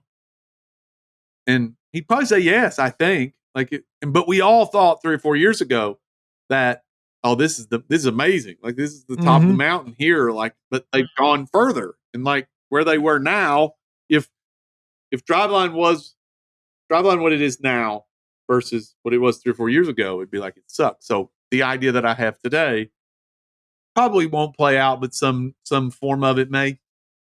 But I think it goes back, this whole thing, this group and this mentality and this thing is how do the biggest challenge, the number one challenge is how do we get to people to agree on like the foundational principle to players that hit hard line drives are good, better. You do that more often, hit the ball harder, get the ball in the air. We can agree on the principle of the matter. Like, if we were going to do a group and we were going to grow this model, if we start from the agreed upon principle of this, then it opens your mind to the possibility that, there's maybe not one ideal, perfect style to do this by because of these reasons. But my hang up, I thought 5 years ago when I really started to, because I think you said this somebody said this on my podcast. We felt about bat speed the way we used to feel about people throwing 90 miles an hour. It was like something you either had or hadn't. And pitchers have arrived at the principle of the matter. It's like throwing 90 miles an hour is trainable and attainable. Like, I can do this. It's going to look like some form of it. Bat speed, power is completely trainable and completely attainable. And having more bat speed and hitting the ball hard and having more power is a very, very, very good thing. And you can train it. I can train it. You can train it. Everybody can train it. And until we agree that like that's a good thing, like that's the thing we should be chasing, then obviously bat to ball skills. I'm not overlooking bat to ball skills. Like, in order to hit for power, you have to hit the ball. And it goes back to my original point of like, while bat speed and power and all these is maybe the grand picture along the way, bat to ball skills is kind of really the day-to-day focus. And so, well, that's we can't where agree on that. Well, I mean, that's the hard part. But it's a language thing, right? And so the main thing, and this is personally, I think, and there's a TED Talk I listened to, but I like the book Good to Great. I thought it articulated it well. I don't know if you've heard of that one. Jim Collins. Yeah. Jim Collins, He talked about and maybe it's in Principles, Ray Dalio's book Principles as well. Like, when you're a part of an elite group, man, you argue all the time.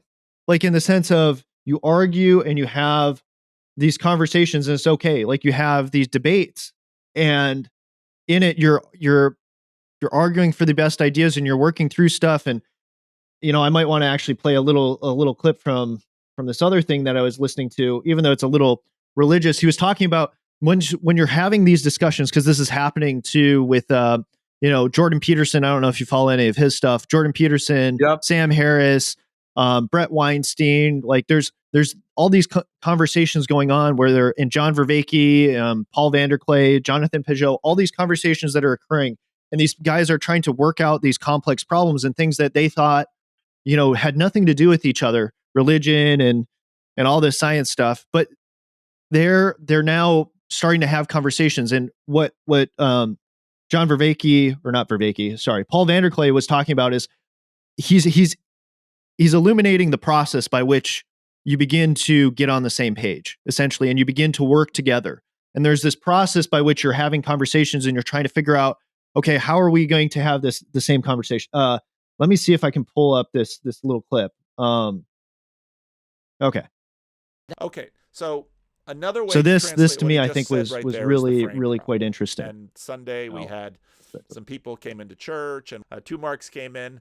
One was a quiet mark, and one was a more of a chatty mark. And he asked, "What is the frame problem?" And so I just kind of walked through a little bit of what the frame problem is.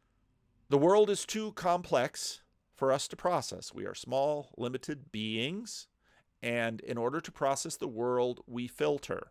So filter is sort of a metaphor this way, and this is key to part of what Jordan tried to get across to Sam Harris in their talks.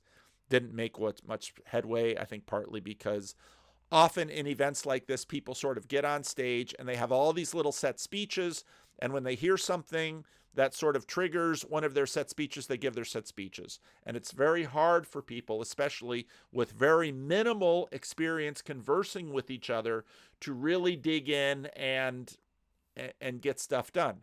You might say, well, then why don't people just have regular repeated conversations? Well, people often do. Well, why not conversations like this? Part of the difficulty is that if two people keep talking, they keep making progress like this, but you have to be there for all the conversations to sort of continue to follow them. And even then there's a lot of loss. So that's just the challenge of conversation. So Peugeot is making the comment here about not only the frame problem, but also the quality problem and the level problem, let's call it. So I think that he explained really well, like when you're trying to work together on a problem and solve a problem, at first we're just going to be interacting, I guess, with our stump speeches, and then eventually we'll start digging deeper. But I'm kind of curious if like what were some things that stood out to you, because I heard you chuckle there a little bit. No, he talking about those two guys, and funny.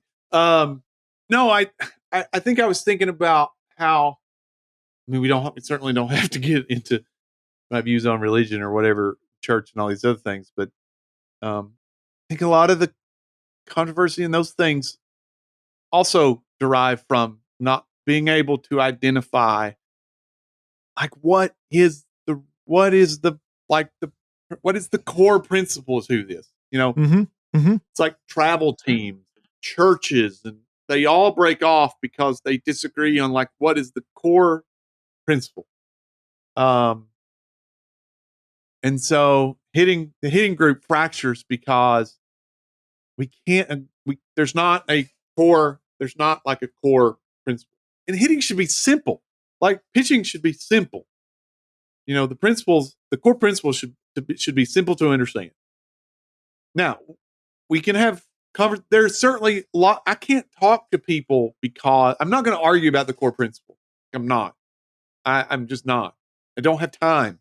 And you're not going to convince me that I should teach mechanics first. Like, I should teach this ideal set of mechanics, and then we're going to learn this, and we're going to spend all this time on this set of mechanics, and then you're not going to convince me of that. Like, that's not what's going to make you a good hitter. Like, trying to hit the ball hard and actually hitting the ball hard is. You need to refine and reiterate that a lot, yes. There are a lot of ways to do that, yes. We've discussed that in this podcast. We can disagree on that.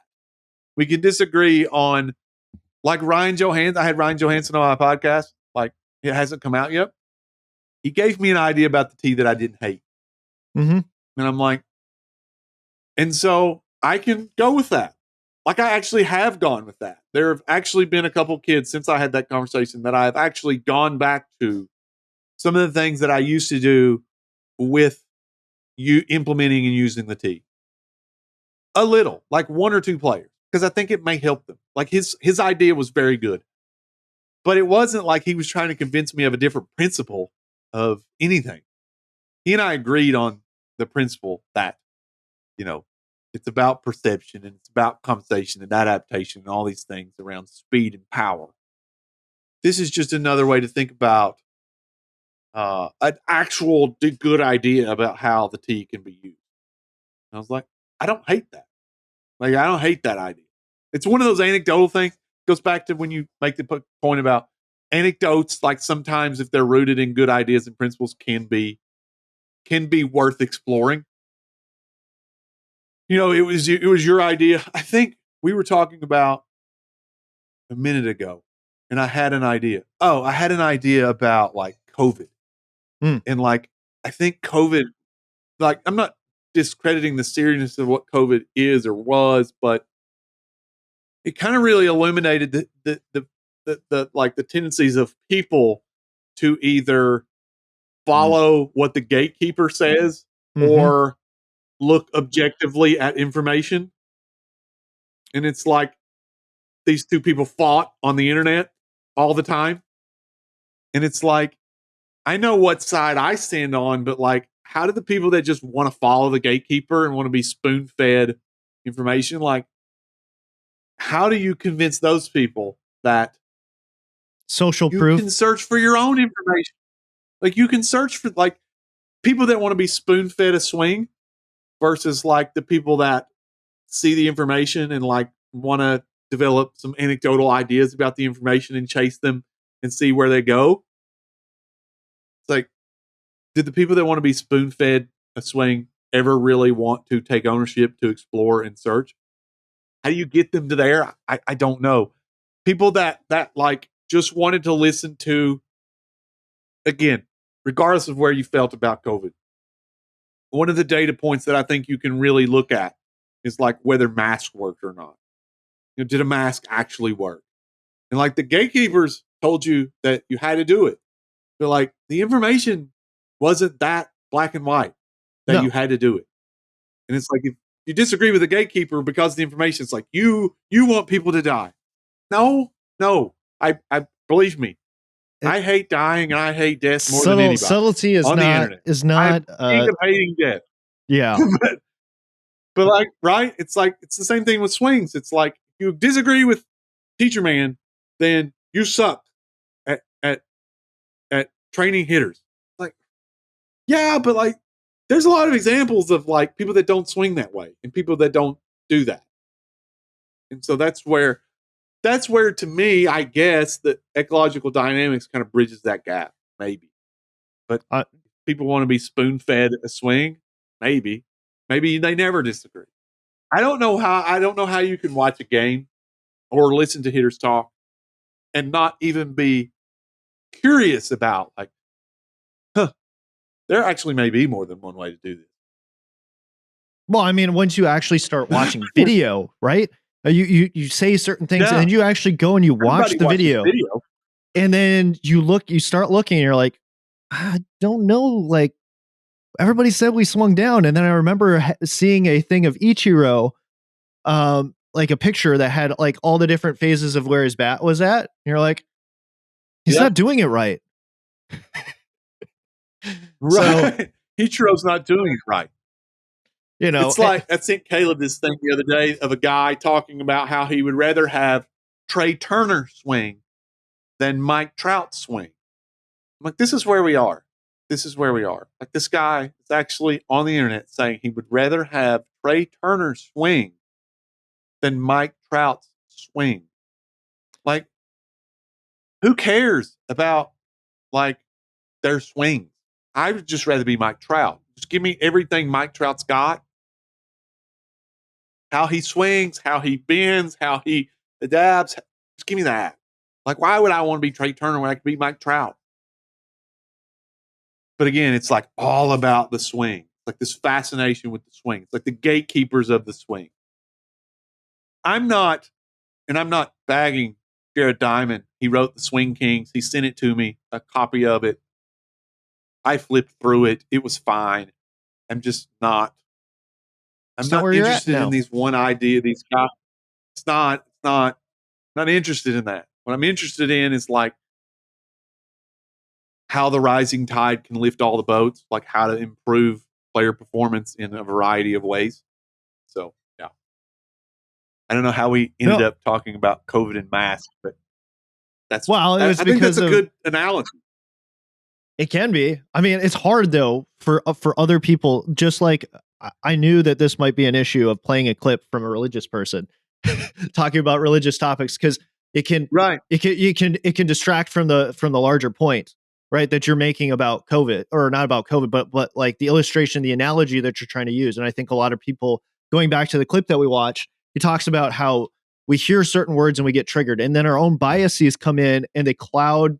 So that, like, so for example, from an ecological perspective, it's all about an information exchange and actually being connected to the information that is being exchanged, right? So, talking past each other, now we're not actually talking on the same topic. And why does that happen? So it comes back to, like, if we're going back to how are we going to solve the problem of hitting? Well, of the things that Paul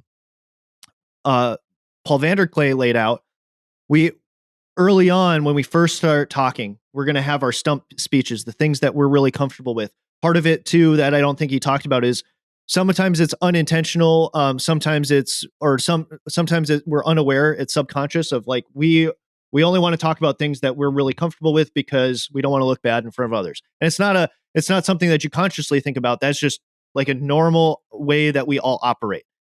And so there are different things in terms of, like, so for example, right now, okay, it's being recorded. That's going to influence how we're going to talk. Now, if we turn it off or whatever, we may have a different type of conversation. So in the same way that the frame really sets up the conversation that is going to be had, and then from that, over time, initially early on, we're going to be having our stump speeches and we're going to be talking past each other. But the more we interact and the more that a relationship is built in terms of the other person is talking in good faith, he's not out there trying to, it's about his ego and trying to screw the other person and score points and stuff like that, then there's potential for people to actually start talking to each other. And then it becomes about the ideas. Because if the ideas in some way, shape, or form inform and direct our attention and where we're going and influence how we interact with the world and how we interact with players, how we help players, etc., then we can actually start discussing that and get back to the whole business of what it is that we're here trying to do, as far as, helping players and creating guys that absolutely mash at a high level or hit at a high level. Maybe I want to go back to that because, like, to me, hitting is more than just mashing the ball as hard as you can. Sometimes that works. Sometimes you can hit it really softly and score runs and get on base and create havoc. Like, well, sure, on accident, whatever. Like, yeah, on accident. Yeah. Well, it depends. And What, sometimes like, from a, you, like, slow your swing down because you check swing. We had a kid the other day that sent me a video of a check swing single. Like, yeah, works. Well, I think let's I think go we with had that. a check swing double. Oh, you look at Trout. What do you have? Like, check swing triple. I mean, this is the thing. Though, it goes back to intention, though. But I guess for me, it's not an accident in the sense of, this is why I really like Georgia Tech's whatever their mantra, wreak havoc. All right, if that's your intention, to wreak havoc, then that opens the door for check swings, that opens the door for soft hits. It's not saying that that's all you ever do and that's your focus. No, wreak havoc. So anything that satisfies that intention is okay. And that's where I go back to an ecological approach frees you up for that. I think to ecological approach and bat speed, and we talk about all these instances where you mishit the ball softly and it equates in a hit, or a check swing and it equates in a hit. This was a point that I tried to hammer home with the high school coaches that I had the team with this fall. It's like, we talk about hitting a lot in like singular moments, singular events. And the only way that you can really identify a player's value is like, let it all play out. Like, let the whole season play out. And then let's look at it. You know, I try to tell them, like if we increase your teams, I mean, this is a simple stat that I've pulled out a lot. If you increase your team's average exit velocity by 5 miles an hour, your team batting average will go up 50 points, roughly. That's kind of broken down in a major league stat. There's some gaps that are wider. There's some gaps, and average is not always the best way to do it, but it's pretty proven that if your average exit velocity goes up over the course of the body of work, your offensive stats are going to go up. But like, we can't see that. Like, you can't explain that because they can't. They can feel, and I'm not against Superman or all these people that are online. Like, I respect people more that are just like Tewksbury, who is sharing his work more than he's going after people. Mm-hmm. Like, don't go after people. Just share your work. And Like, that's asking cool. That's your questions. work. He's taking the Socratic Right. method. It's so powerful. But it's easier to grasp like a singular swing idea right now than it is to like let it play out, because the uncertainty of letting it play out is uncomfortable for people. You know, it's uncomfortable for our parents when they come in. It's like, I'm not teaching them anything. So if like I'm not learning anything right now, it may not help me right now. And you can't talk about hitting right now, because in one singular at bat, there are thousands of things that could work. You could check swing, you could roll over, bounce it through the 6 hole, you could hit a rocket bullet, stay to the center fielder, he catches it. You could be out on your front foot. Can't look at it that way. You have to take like, what's going to make my body of work valuable. And then like, once you can get comfortable with like knowing how you make the body of work valuable, then you're okay with like not teaching, coaching like every single moment. Because that player right there, it's like Kevin Parada, like that guy right there, has the tools and ability to put together a phenomenal body of work. Is it going to look bad sometimes? Sure it is. I mean, that's like why baseball's hard. Like, as a fan, you go and you buy a ticket.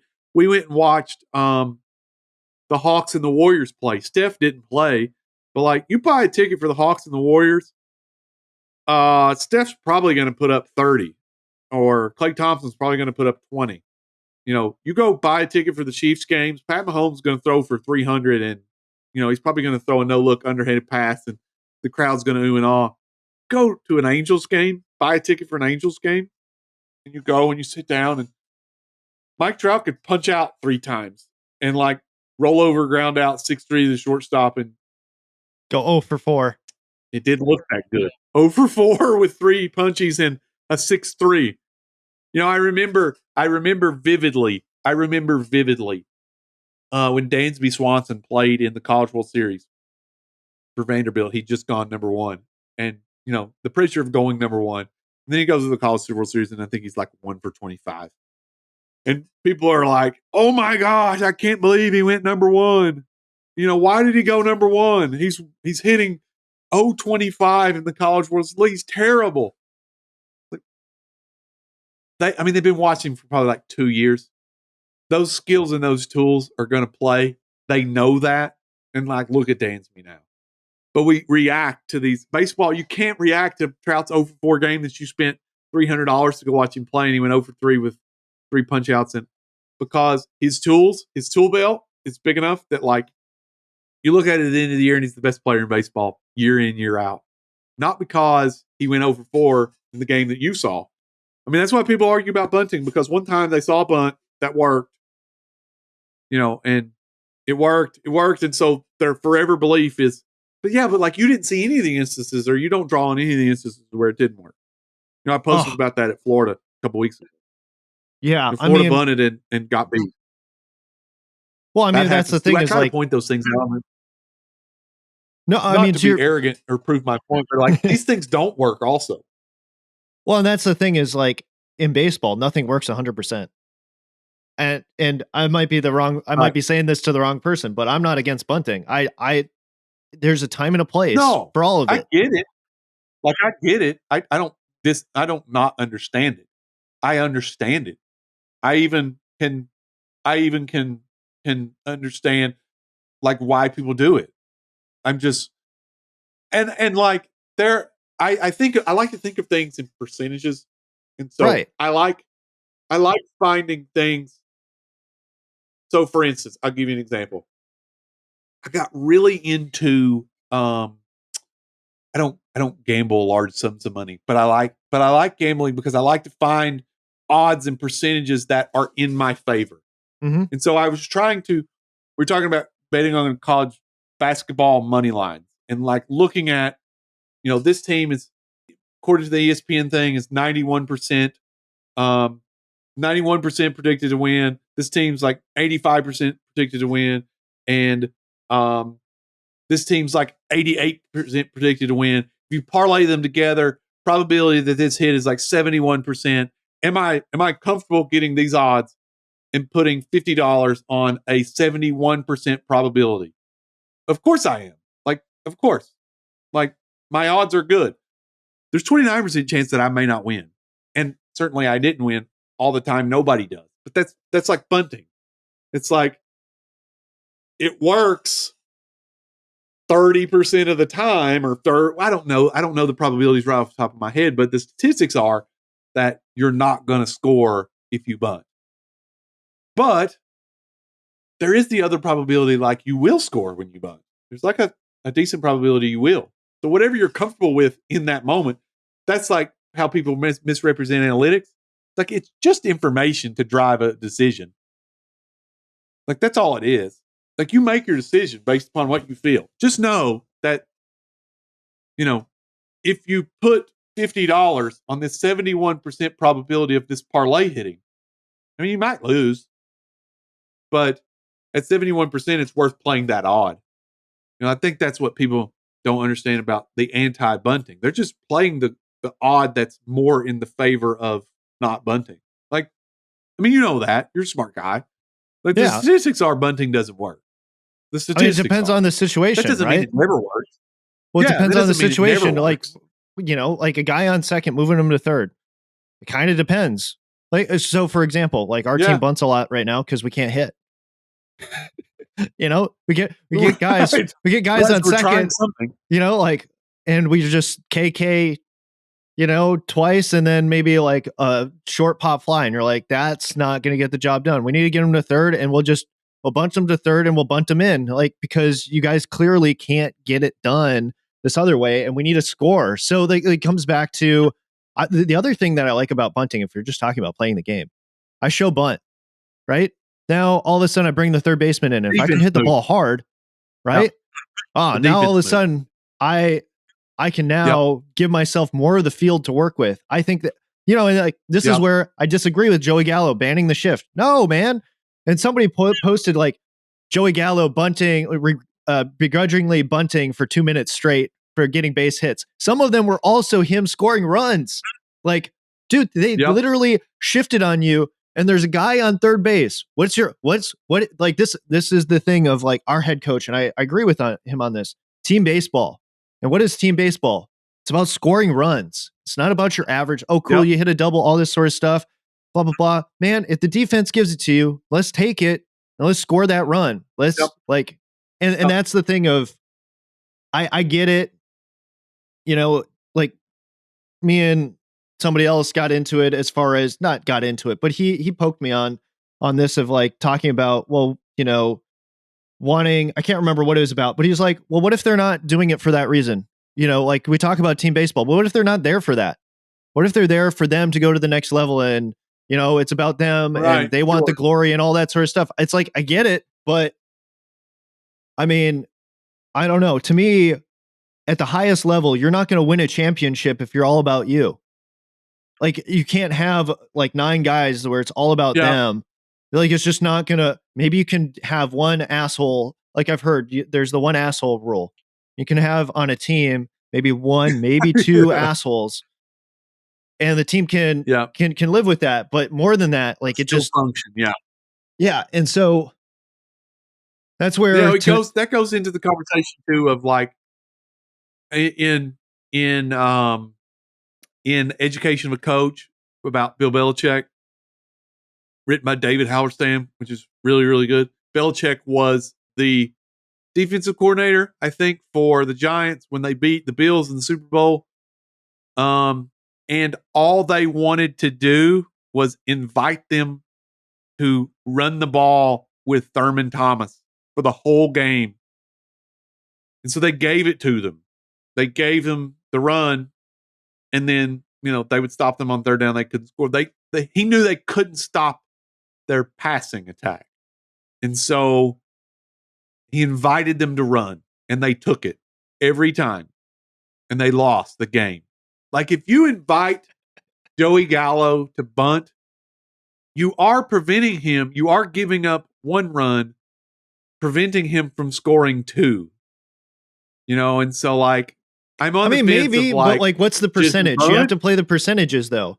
Like, I know how many balls go out? What's the percentage of all balls that a person hits that go out? Like, it's not that high. Like, that's where what if instead of Buck Showalter walking Barry Bonds with the bases loaded, he would have, like, I don't know, put everybody in the outfield and just invited him to hit a ground ball into the infield somewhere, or bunt or something, where it could have resulted in an out. Maybe. I love that video, though, on a different standpoint of Barry Bonds. I can't remember what it was, an all-star game or something. Hits a curveball, and his move to solve that problem, it was a fly ball warning track out. But the fact that he crushed a curveball and did this like weird thing with his feet, it went like this, and and then he kind of stayed on it, was able to buy himself time for the ball to get to him and hit it. Yep. That's to your point, but at the same, which is again why top end bat speed is really important, because you can like do that and still have enough bat speed in the tank from that position to be able to do that. It's like the ball he hits out against Gagne in the at-bat against the legendary at-bat against Gagne, where he's turning around 100-mile-an-hour fastballs in his kitchen. And Gagne dumps him like a 3-2 slider, and he kind of like outs it to kind of left center field, oppo. Like, dude's got enough bat speed to do that from that position. Again, if you got bat speed in the tank, you can do that. Well, I mean, that's when I go back to trying to remember where I was going with it. There's talking about the Bonds in the All-Star game. We were talking about shifting and bunting and putting all the shifting to afford Bonds the opportunity to bunt. Like, I dare you to bunt. Like, please bunt. Some of that, though, is like knowing how hot a player is. Like, it's different. Bonds is not the same person as Joey Gallo. I asked Nick one time. I said, Nick, if the guy on the mound is a plus, gets a plus, has like great sink, plus, his ground ball inducement is really high. You're late in the game. The guy at the plate hits ground balls at a monster rate. He's got a negative attack angle. Like, you have all this information. You got runners on first and second in the last inning with nobody out, one out. Chances are, if the guy hits it, it's going to be a double play. Do you bunt him? Nick was like, no way. Like, I think I do, Nick. Like, I think I really do. Like, because I would rather give up one out than two in this scenario. Right. Because I know chances are, again, this is where odds come in. With all the information that I have and the analytics that I have, chances are probably pretty high this guy's going to hit a ground ball if he hits it. And if he hits a ground ball to the second baseman or shortstop, we have 2 outs instead of 1. That's where 1 out is way better. Yes. Well, that's where, like, playing some of the scenarios that you had, like, if we just play this out a little bit, Joey Gallo, different than Bonds. Bonds has the ability to spray the ball and hit it hard to all fields. What? Okay, so with Gallo. Well, and then two, like a single, right? Let's say you went with the scenario, you put all the guys in the outfield. Okay, a ground ball to the outfield can score 2 runs. Like we see this all the time in the pros. Ground ball to the outfield, 2 runs, score. Because like those guys are, generally speaking, those guys are fast off of second base. See it through, like I mean, literally. Then it changes the strategy. Guys in the field, like you got first and second, or even bases loaded. Boom, ball on the ground. You're off to the races. Like it's you don't even have to think about it. You're gone. And so then to me, whereas like a bunt, and it's just maybe shifted. Okay, maybe that's 1 run with a first and second, or second and third. Or here's another thing that can open up to Joey Gallo. They shift on him like that. What if you figure out how to push bunt it pretty hard, third base, burn the third baseman. Now you get a double out of that. You know what I mean? Like, what if double bunts were a thing? like, right. That would just be, because this is to me where it's like, no, don't ban the shift. So much more interesting things in the game could happen that would just blow your mind, that you would think like that just shouldn't happen. But now, because you're doing these weird things, it now opens up and affords new ways of playing the game that could be really, really interesting. This is where, like, to me, the Japanese, because they're artists, right? The martial artists, like that's more part of their culture. They actually liked bunting. They had like a whole like game devoted to it. And you're just like, okay. And then you have Ichiro, who's like, I could hit home runs, but I think it's harder and more fun to hit singles. You're like, okay, but you're all, you know what I mean? Like, he showed a completely different side of the game. And this is where I'm not opposed to all the stuff that we're talking about, bat speed, all this sort of stuff, right? This is where it goes back to, again, good faith argument. Some people, they just have an agenda. It's like, no, I want, like, let's put all this on the table. Let's have a conversation. And like, this is the one thing that I took away from Inning by Inning with Augie Guerrero in terms of what somebody said about it. It's like, hey, here's this game of baseball and let me make it more beautiful for you. I'm like, that's a great mentality. Like, and why I like ecological dynamics, because I think it makes the game way more beautiful, way more interesting, way more cool, way more awesome. For sure. No, I have 2 kids, and son and a daughter, and the more interesting the game is, the better. You know, I want them to like it. I want them to play it. Yada yada yada.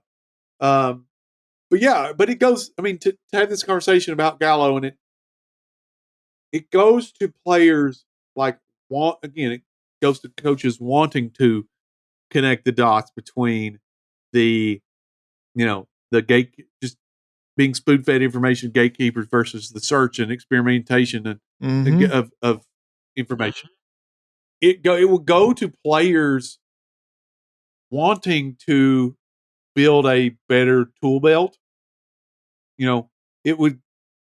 I have a hard time believing that the organism that is Joey Gallo, in the right task, in the right environment, with the right tools, as hypersensitive and as good as he is, as athletic as he is, couldn't develop a more robust tool belt. Like, couldn't develop the ability to improve his back to ball skills, hit balls the other way, bunt balls, drag bunt balls, first pitch, fastball, whatever. He couldn't just like do something with it if he practiced and was afforded the opportunities in an environment to do that. I mean, can't believe he's a pro player. Why would he not have the ability to do this? Yeah. I mean, he could do it. Could want to do it. I don't know. It's like if we want to cut down strikeouts in the big leagues, then we got to make the practice environments harder. Which, again, you're dealing with guys, and people listening to this podcast have probably never really interacted with a pro player or not, but if you have, you understand that like the confidence and kind of bravado it takes to get to that level, they're like really hard to talk to because they can't really tell them anything because their self-belief is off the charts, because it has to be. Your self-belief to get to that level has to be off the charts. Has to be.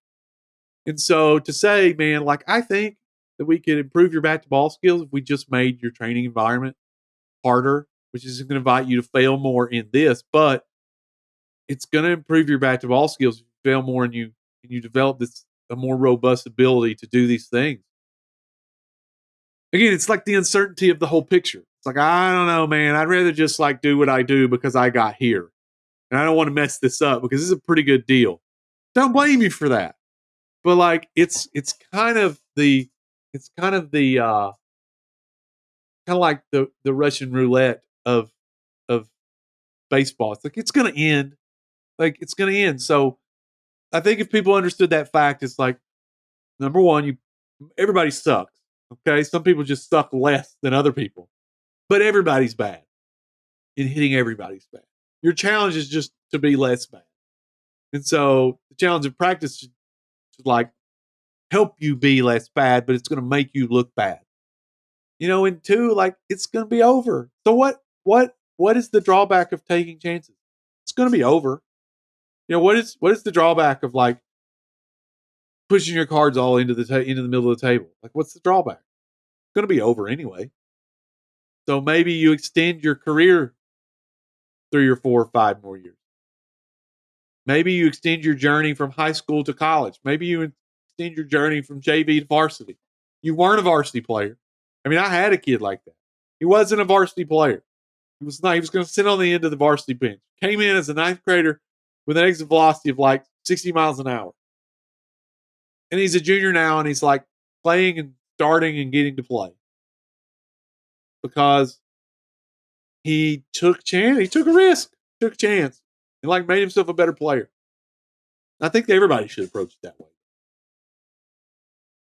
I think everybody should approach most things in life that way because it's going to be over.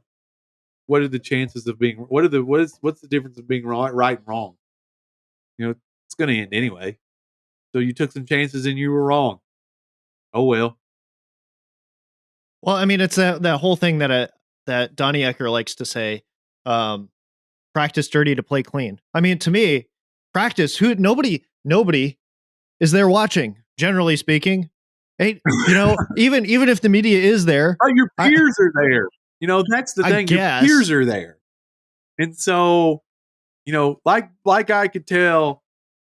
I mean, we could use college, but we can use like Bryce Harper. Like Bryce Harper wants to look like a buffoon, in the cage before the game in front of the rookies or even in the offseason. Like Bryce Harper wants to come to a cage with college players and look like a total buffoon. Or whatever. I get it. That's the thing with like minor leaguers. Like you can't get minor leaguers to practice in hard environments in front of people. You can't. They don't want to look like total crap in front of regular people. They don't. I get it. I remember a minor leaguer wandered in one time and wanted to hit off the machine and just struggled. He couldn't get out fast enough. Yeah. No, I mean, but that's the thing of like, how do we help guys have like a stronger mentality? I think it comes back to, this is the other thing of why is it that players are resistant to change, all this different stuff. It's like, going back to what we talked about earlier, the frame problem, like how they're looking at the game. They just don't understand, at least to me. Okay, if I present it to you and you understand it and you go, nah, then it's like, okay, at least you, right? Informed consent, right? If we're going back to the COVID stuff, informed consent. At least you understood and you rejected it because you understood. But to me, when you actually understand and come back to like, well, what is the game? What is this game that if you want to keep playing and playing at a high level, if you can figure out what the game is, and I know there's multiple different games being played, right? There's the game itself.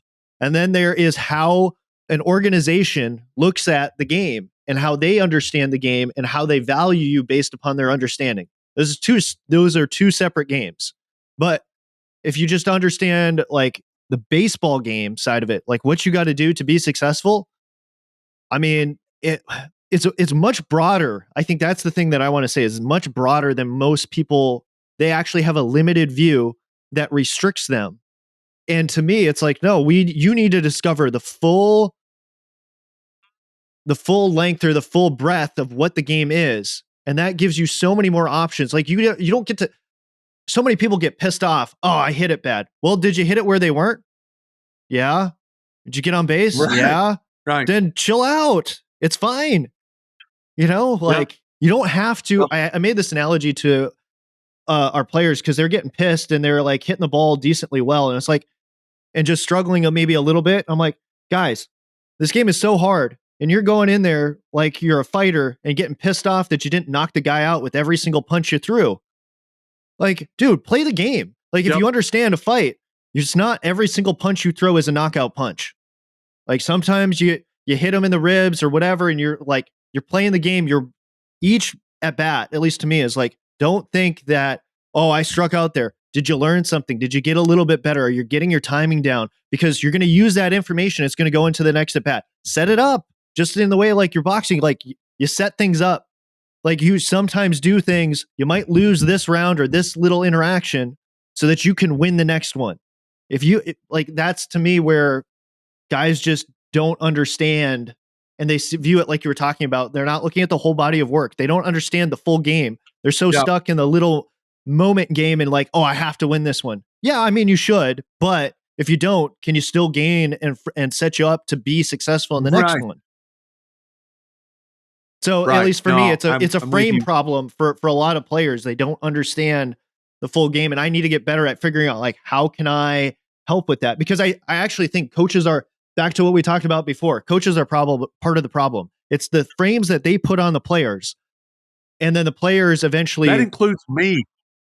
That includes me and you also. Yes, like 100%. We're not excluding ourselves from this. Right. Yes, I am part of the problem too. Well, and trying to be less of a problem.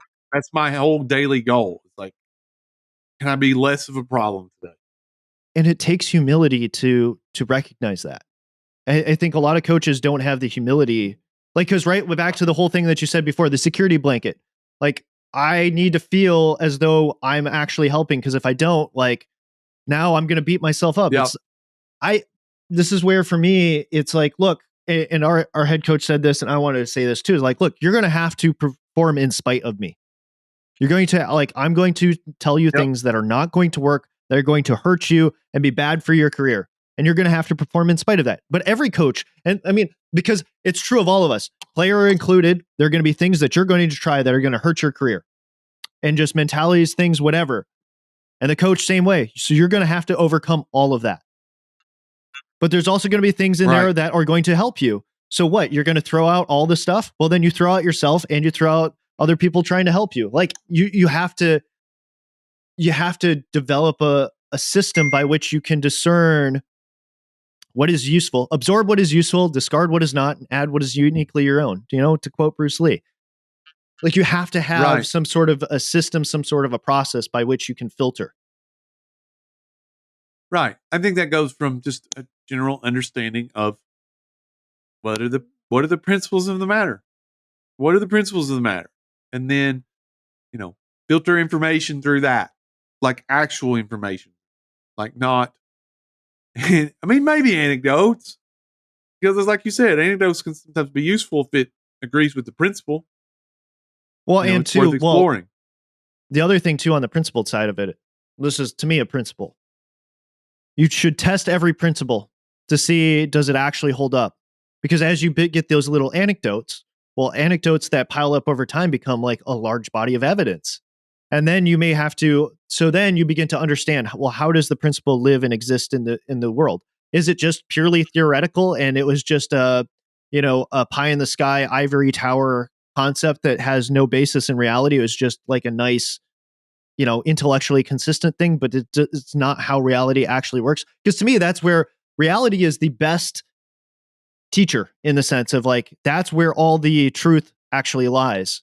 And a lot of this stuff is theoretical, but that's, to me, you always should take the theories. You're like, hey, this makes sense. Let's go take it into the lab. Let's test it out. Let's apply it.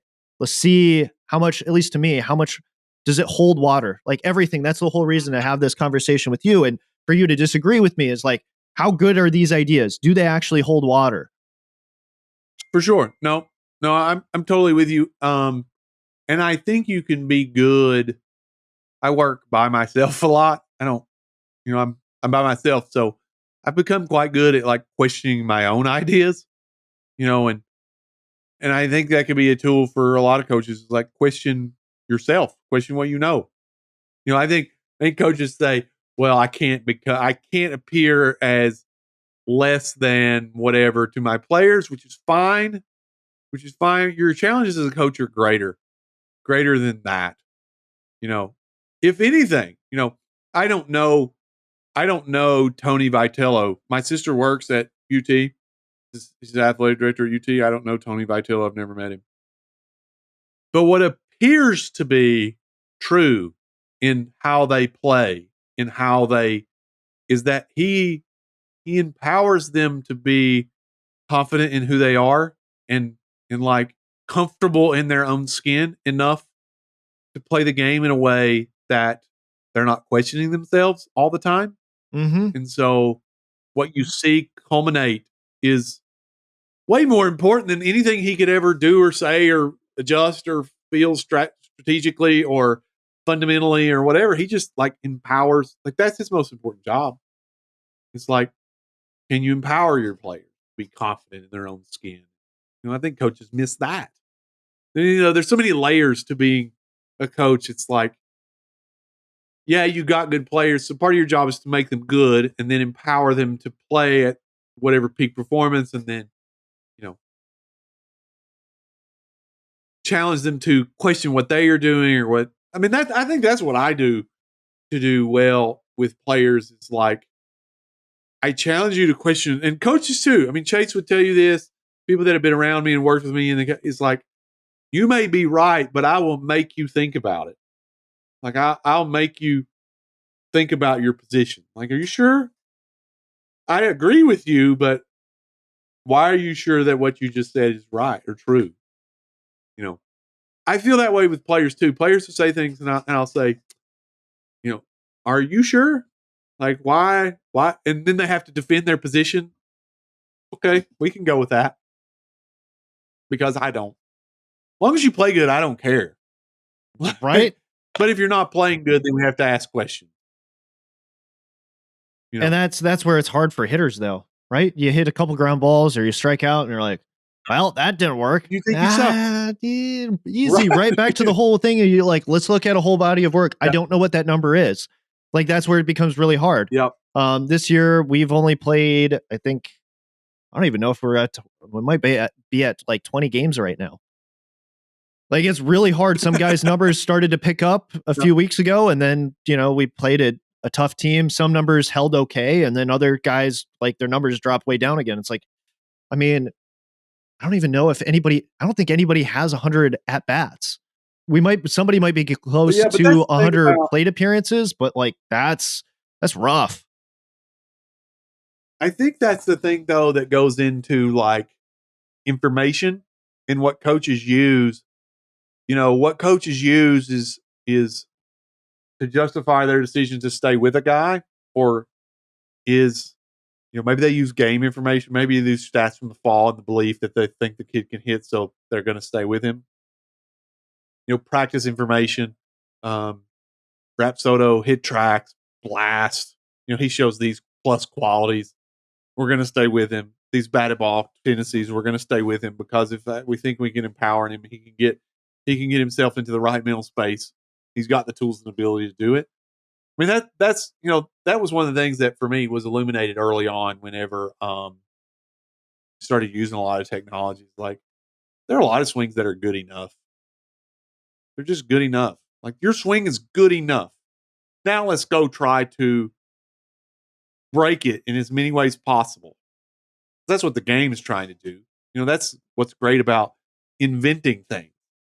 If you want to invent things, it's like the spinner. Inventing the spinner, build an arm care tool.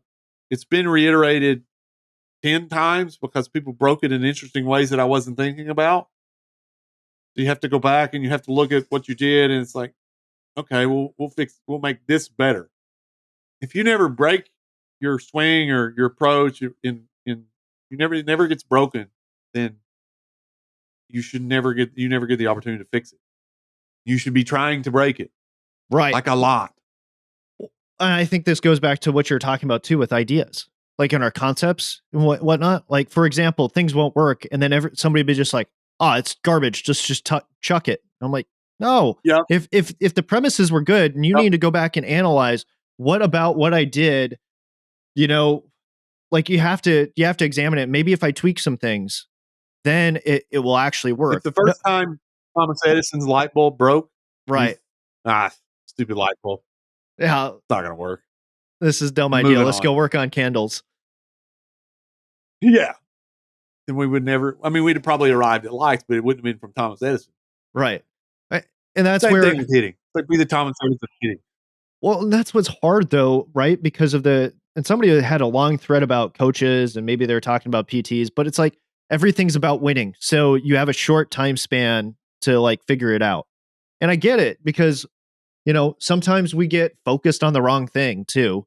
And so it's better sometimes that we get fired because then we take a deeper examination of our own processes Yep. and our own systems and we actually then make some shifts and some changes. But I mean, similarly, people will also take the wrong interpretation and chuck things that were actually good and not let go of them. So Yep. it's that constant battle.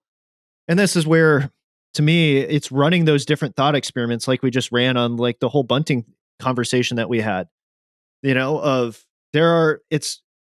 this is where to me, it's all about the nuance. And then, until you have these types of conversations that we're having, you can't work out that nuance on Twitter. Like nobody reads past the first maybe couple tweets anyways, right? Like this is where too, Yep. I don't mind saying some interesting things way buried in the comments because I know nobody's really going to see those. And so Yep. you can let out your deepest secrets sometimes, or your best ideas way deep in the comments, and nobody's really going to steal them because most people don't actually go down in there and read it. So Don't put the effort to go down that far. it's too much work. Well, why are you even on Twitter? Just to scroll. Okay. So then everything that you have is going to be a superficial understanding of things. And that's where I actually see a lot of, you could talk about the problems, right? If, I'm always on to the next newest thing and blah, blah, blah. Well, you only have a superficial understanding of these things. And so you really, Yep. there's no depth to what it is that you're doing. And I think young players, they can't discern that early on, but the longer that you stay in the game, the more I think you'll have a sense of like, okay, this coach just pulls stuff off Twitter and Instagram and doesn't really understand what he's doing and is only going to give you really superficial answers. But then you run into coaches that have a deeper understanding and can actually explain things at a deeper level and can really help you out. Like, I think that's where the separation is, but it's really hard in the sense of, maybe we talked about this when I was on your podcast. I struggle with the superficial stuff because like I'm a deeper person. And so the only time where I can really, I guess in some ways I feel like people can really see who I am is through a longer interaction. You can't like in a short term, whatever, I'm not going to impress. I'm not going to be very impressive in a short interaction. No, me either. No, me either. It's funny. You said this on my podcast, and it's something that I regurgitate a lot is the degrees of freedom problem on the internet. Mm-hmm. Yeah. And coaches chase a lot of superficial information on the internet. One of the coaches that I consulted with and worked with this past fall, who has a chance to play in the last game of the year, got away from, I think, what he whether he found it accidentally, whether he found it purposefully, something that really, really worked well for him. Chasing information that he saw on the internet. And so I come in and my job is to just go in, like observe practice and just tell him what I think. And I told him that. Like, if I do this, I'm just going to tell you what I think. Like, whether you hate it, whether you like it, whether you use it, I have no idea. But he says, in our time working together, he says, a lot of the stuff you said, we used to do. And for some way, we got away from doing that. And he said, maybe I was chasing things that I liked on the internet, maybe not, maybe whatever. But again, the information I gave him about his practice just kind of got to hit the ball hard. You got to hit the ball off the ground. These are kind of the things that the task constraints, the environmental constraints that I would do to try to facilitate self-organization to those things. He just didn't know that. And, he just didn't know that was what was happening when he was doing those things. that were good, that were like positive adaptations to the practice task. And so, again, it goes back to like an understanding of the batted ball outcome and then working backwards. They're doing really well this year, though. I think he's kind of gotten back to what he observed in a previous time to work well. That just, again, on the internet, just chase some things that he thought was a good idea, but weren't rooted in something that was going to create a good past adaptation. My headphones died, so I can't actually hear you. So I had to do a little bit of lip reading there. Man, I feel so bad because you just went. You probably you said a lot of really good things that I just didn't get. No, I was just telling the story about. Hope the people can hear the story because I think it's good about Yes, the degrees of freedom problem on Twitter and a coach that I worked with in the fall, chasing some superficial things that he saw on Twitter and kind of getting away from the principles of, batted ball outcomes and working backwards and positive adaptation, creating past challenges that kind of elicit and afford positive adaptations to achieve the batted ball outcome versus whatever. They're doing well. So hopefully he's gotten back to those things because, again, when I go and when I work with these people, I just tell them my observation and perspectives. I mean, that's what I try to do on the internet, though. Mm-hmm. I mean, I just try to tell people what I think, or why I think it. I don't try to belong to the crowd, which is why you and I kind of get along, and Caleb get along. Absolutely, we're not trying to belong to a crowd of whatever. I'm just trying to do the best work I can. No, absolutely. I guess to wrap up then, are there any things that you would encourage people to, look into, resources? Doesn't even have to be baseball related. I know I probably ask this question all the time, but I'm just curious if there's anything new that you would encourage people to look into on their own. I mean, I have been obviously Rob Gray's podcast. That's pretty. I think people listen to this probably know that. I've been listening to Andrew Huberman a lot. Mm-hmm, mm-hmm. Huberman Lab is good. I picked up the book Dopamine. I think it's Dopamine Nation.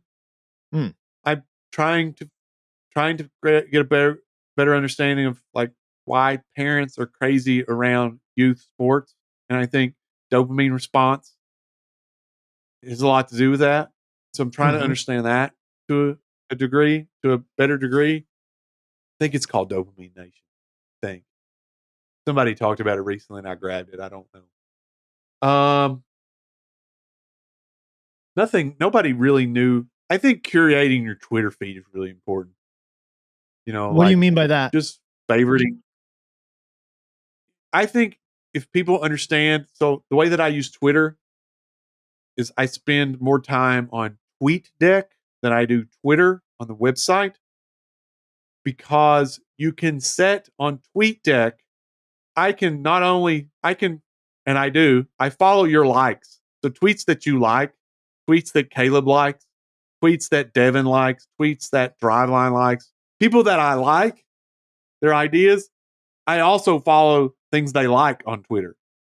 And so Twitter doesn't give you that functionality. I have to go to your profile and I have to look at your likes. But like on TweetDeck, you can just set a column of like things that Garrett likes. And you can set it. Here's a column of Garrett Williams likes. Is that an app so on I your try to phone, or is curate that Twitter just a in a way. desktop thing? Just on the desktop. Just on the TweetDeck website. And so I try to use TweetDeck more than I use Twitter so I can see more stuff. Because Twitter we've talked about this. It's an amazing place. It is an amazing place to get information. If you can get the fights out of there, find people you like, and then like if you're sitting at a desk computer all day, just pull up TweetDeck, set your TweetDeck to be whatever, and then you will get so much more value out of Twitter just using TweetDeck than the native Twitter app on your phone. So Fair enough. I only have it on my phone now because I have to upload the energy drink review when I'm on my hotspot. And so that's the only reason I have Twitter on my phone. That's the only reason I have any social media on my phone, is so I can upload the energy drink review when I'm not on Wi-Fi. I mean, that's where I don't know. I got rid of Facebook on my phone, and I like to get rid of other social media apps. But the thing is that if you're going to be good at this, like baseball business stuff, I feel like you have Yep. to be on social media.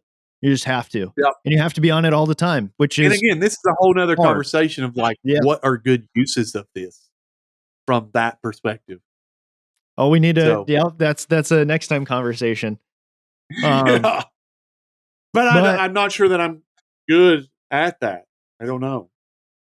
I mean, Chad, you have way more followers than I do. Yeah. Your reach, But again, your reach is much further. It goes back to I think you and I may have talked about this. Kevin Kelly's 1,000 True Fans. Mhm, Tim Ferriss mhm. always references Kevin Kelly's 1,000 True Fans. I don't think I've done that, and so my own questioning of my own methods are like, why haven't I been able to connect with 1,000 people through all this time? Well, I mean, okay, How do because you this connect is with the How do thing. you really connect with 1,000? Well, I have no idea, but here's the thing that I know that I don't know either. you seem to do well, and I don't know because I don't. We can talk about this offline, but okay, I want to plug your stuff. For example, you got the podcast, you got your members only components, like, and all your different product, like, so tell me a little bit just briefly so people know where to find your stuff and like what you're offering, because I know that you've got a lot of good resources. Where can people find those and what So- are those? I think the challenge, this is an interesting conversation that I've been on stumbling into lately. I think the challenge, because everybody has such a superficial understanding of things, they're not going to go to a website and dig. So how do you get within one or two clicks information to people that they want to click? And when they get there, the superficialness of it is interesting enough that they scroll. And so I have a website. It's not useful. It's not. What I've been doing lately is developing the link trees that you can put in the bio, that when you click it, opens something that has 7 or 8 highly visible buttons on it that has topics and headlines that you can just click. Now, does that work better for you? So it's super easy. So I have I'm developing a link tree for our in-gym parents because I can hang a QR code in the facility and say, because we got pretty decent at QR codes. If you want to get to more online info, because that's the thing I've struggled with in the facility is getting people to online information. Here's a QR code that'll pull up a link tree that's got 8 links on it. It's simple. Scan the code, opens the link tree, bam, click the link. Here's the 6 or 7 links I want you to see anyway. It's hard in the facility to get people to follow you on social media. So like, you hang up the QR code, and for more information, scan the QR code. And they scan the QR code because they're sitting there just doing nothing. It gets them to a link tree that'll get them to 5 or 6 pieces that I want them to go to anyway. Same thing with Twitter. I've got a Twitter, just a general reference link tree that gets you to 4 or 5 things that hopefully simple will get to the point that it's, that I'm visible enough that you want to help and support the work that I do, yada, yada, yada. Again, it's not perfect. A remote client, I've gotten really good with the 2 or 3 platforms, I think, with remote clients. Now it's how do you recruit more remote clients? And so developing a link tree that gets you to information that'll get you like a 10-minute, at most, maybe 5-minute education on what we're going to try to do and how we're going to try to attack it, and, yada, yada, yada. I think using link trees is like a good thing. Like how you can get people to links and more links and more information from social media.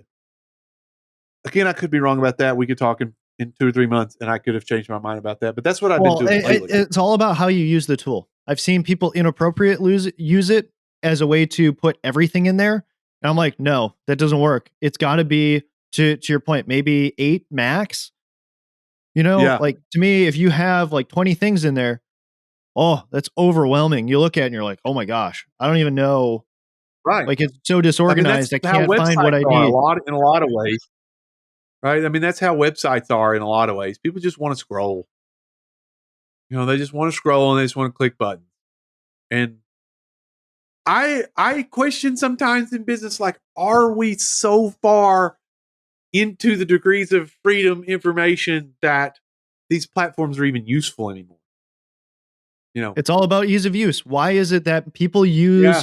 Apple products over Windows? It's because it's easier to use. It's more intuitive. And Right. but that's an art in and of itself. But anyways, so but make sure to go follow Chad. I want to plug your Yeah, podcast my Twitter, my Twitter, and my Twitter. Instagram, all the things. I've tried to make it simple to find. Just search my name everywhere you go, Chad Longworth. There'll be a link tree there. If you're interested in more of the work that you want to dig into, the link will get you to a link tree. It'll get you down whatever. Maybe I should do more. Maybe I should do less. I'm not sure, but we're running with this idea right now to help people easier get to things that I do. Love it. And then All use right. TweetDeck. Use TweetDeck. Yes. Follow absolutely. people and then follow their life. Dig into their work. I try to like things that people would find interesting also. So that's it. All right.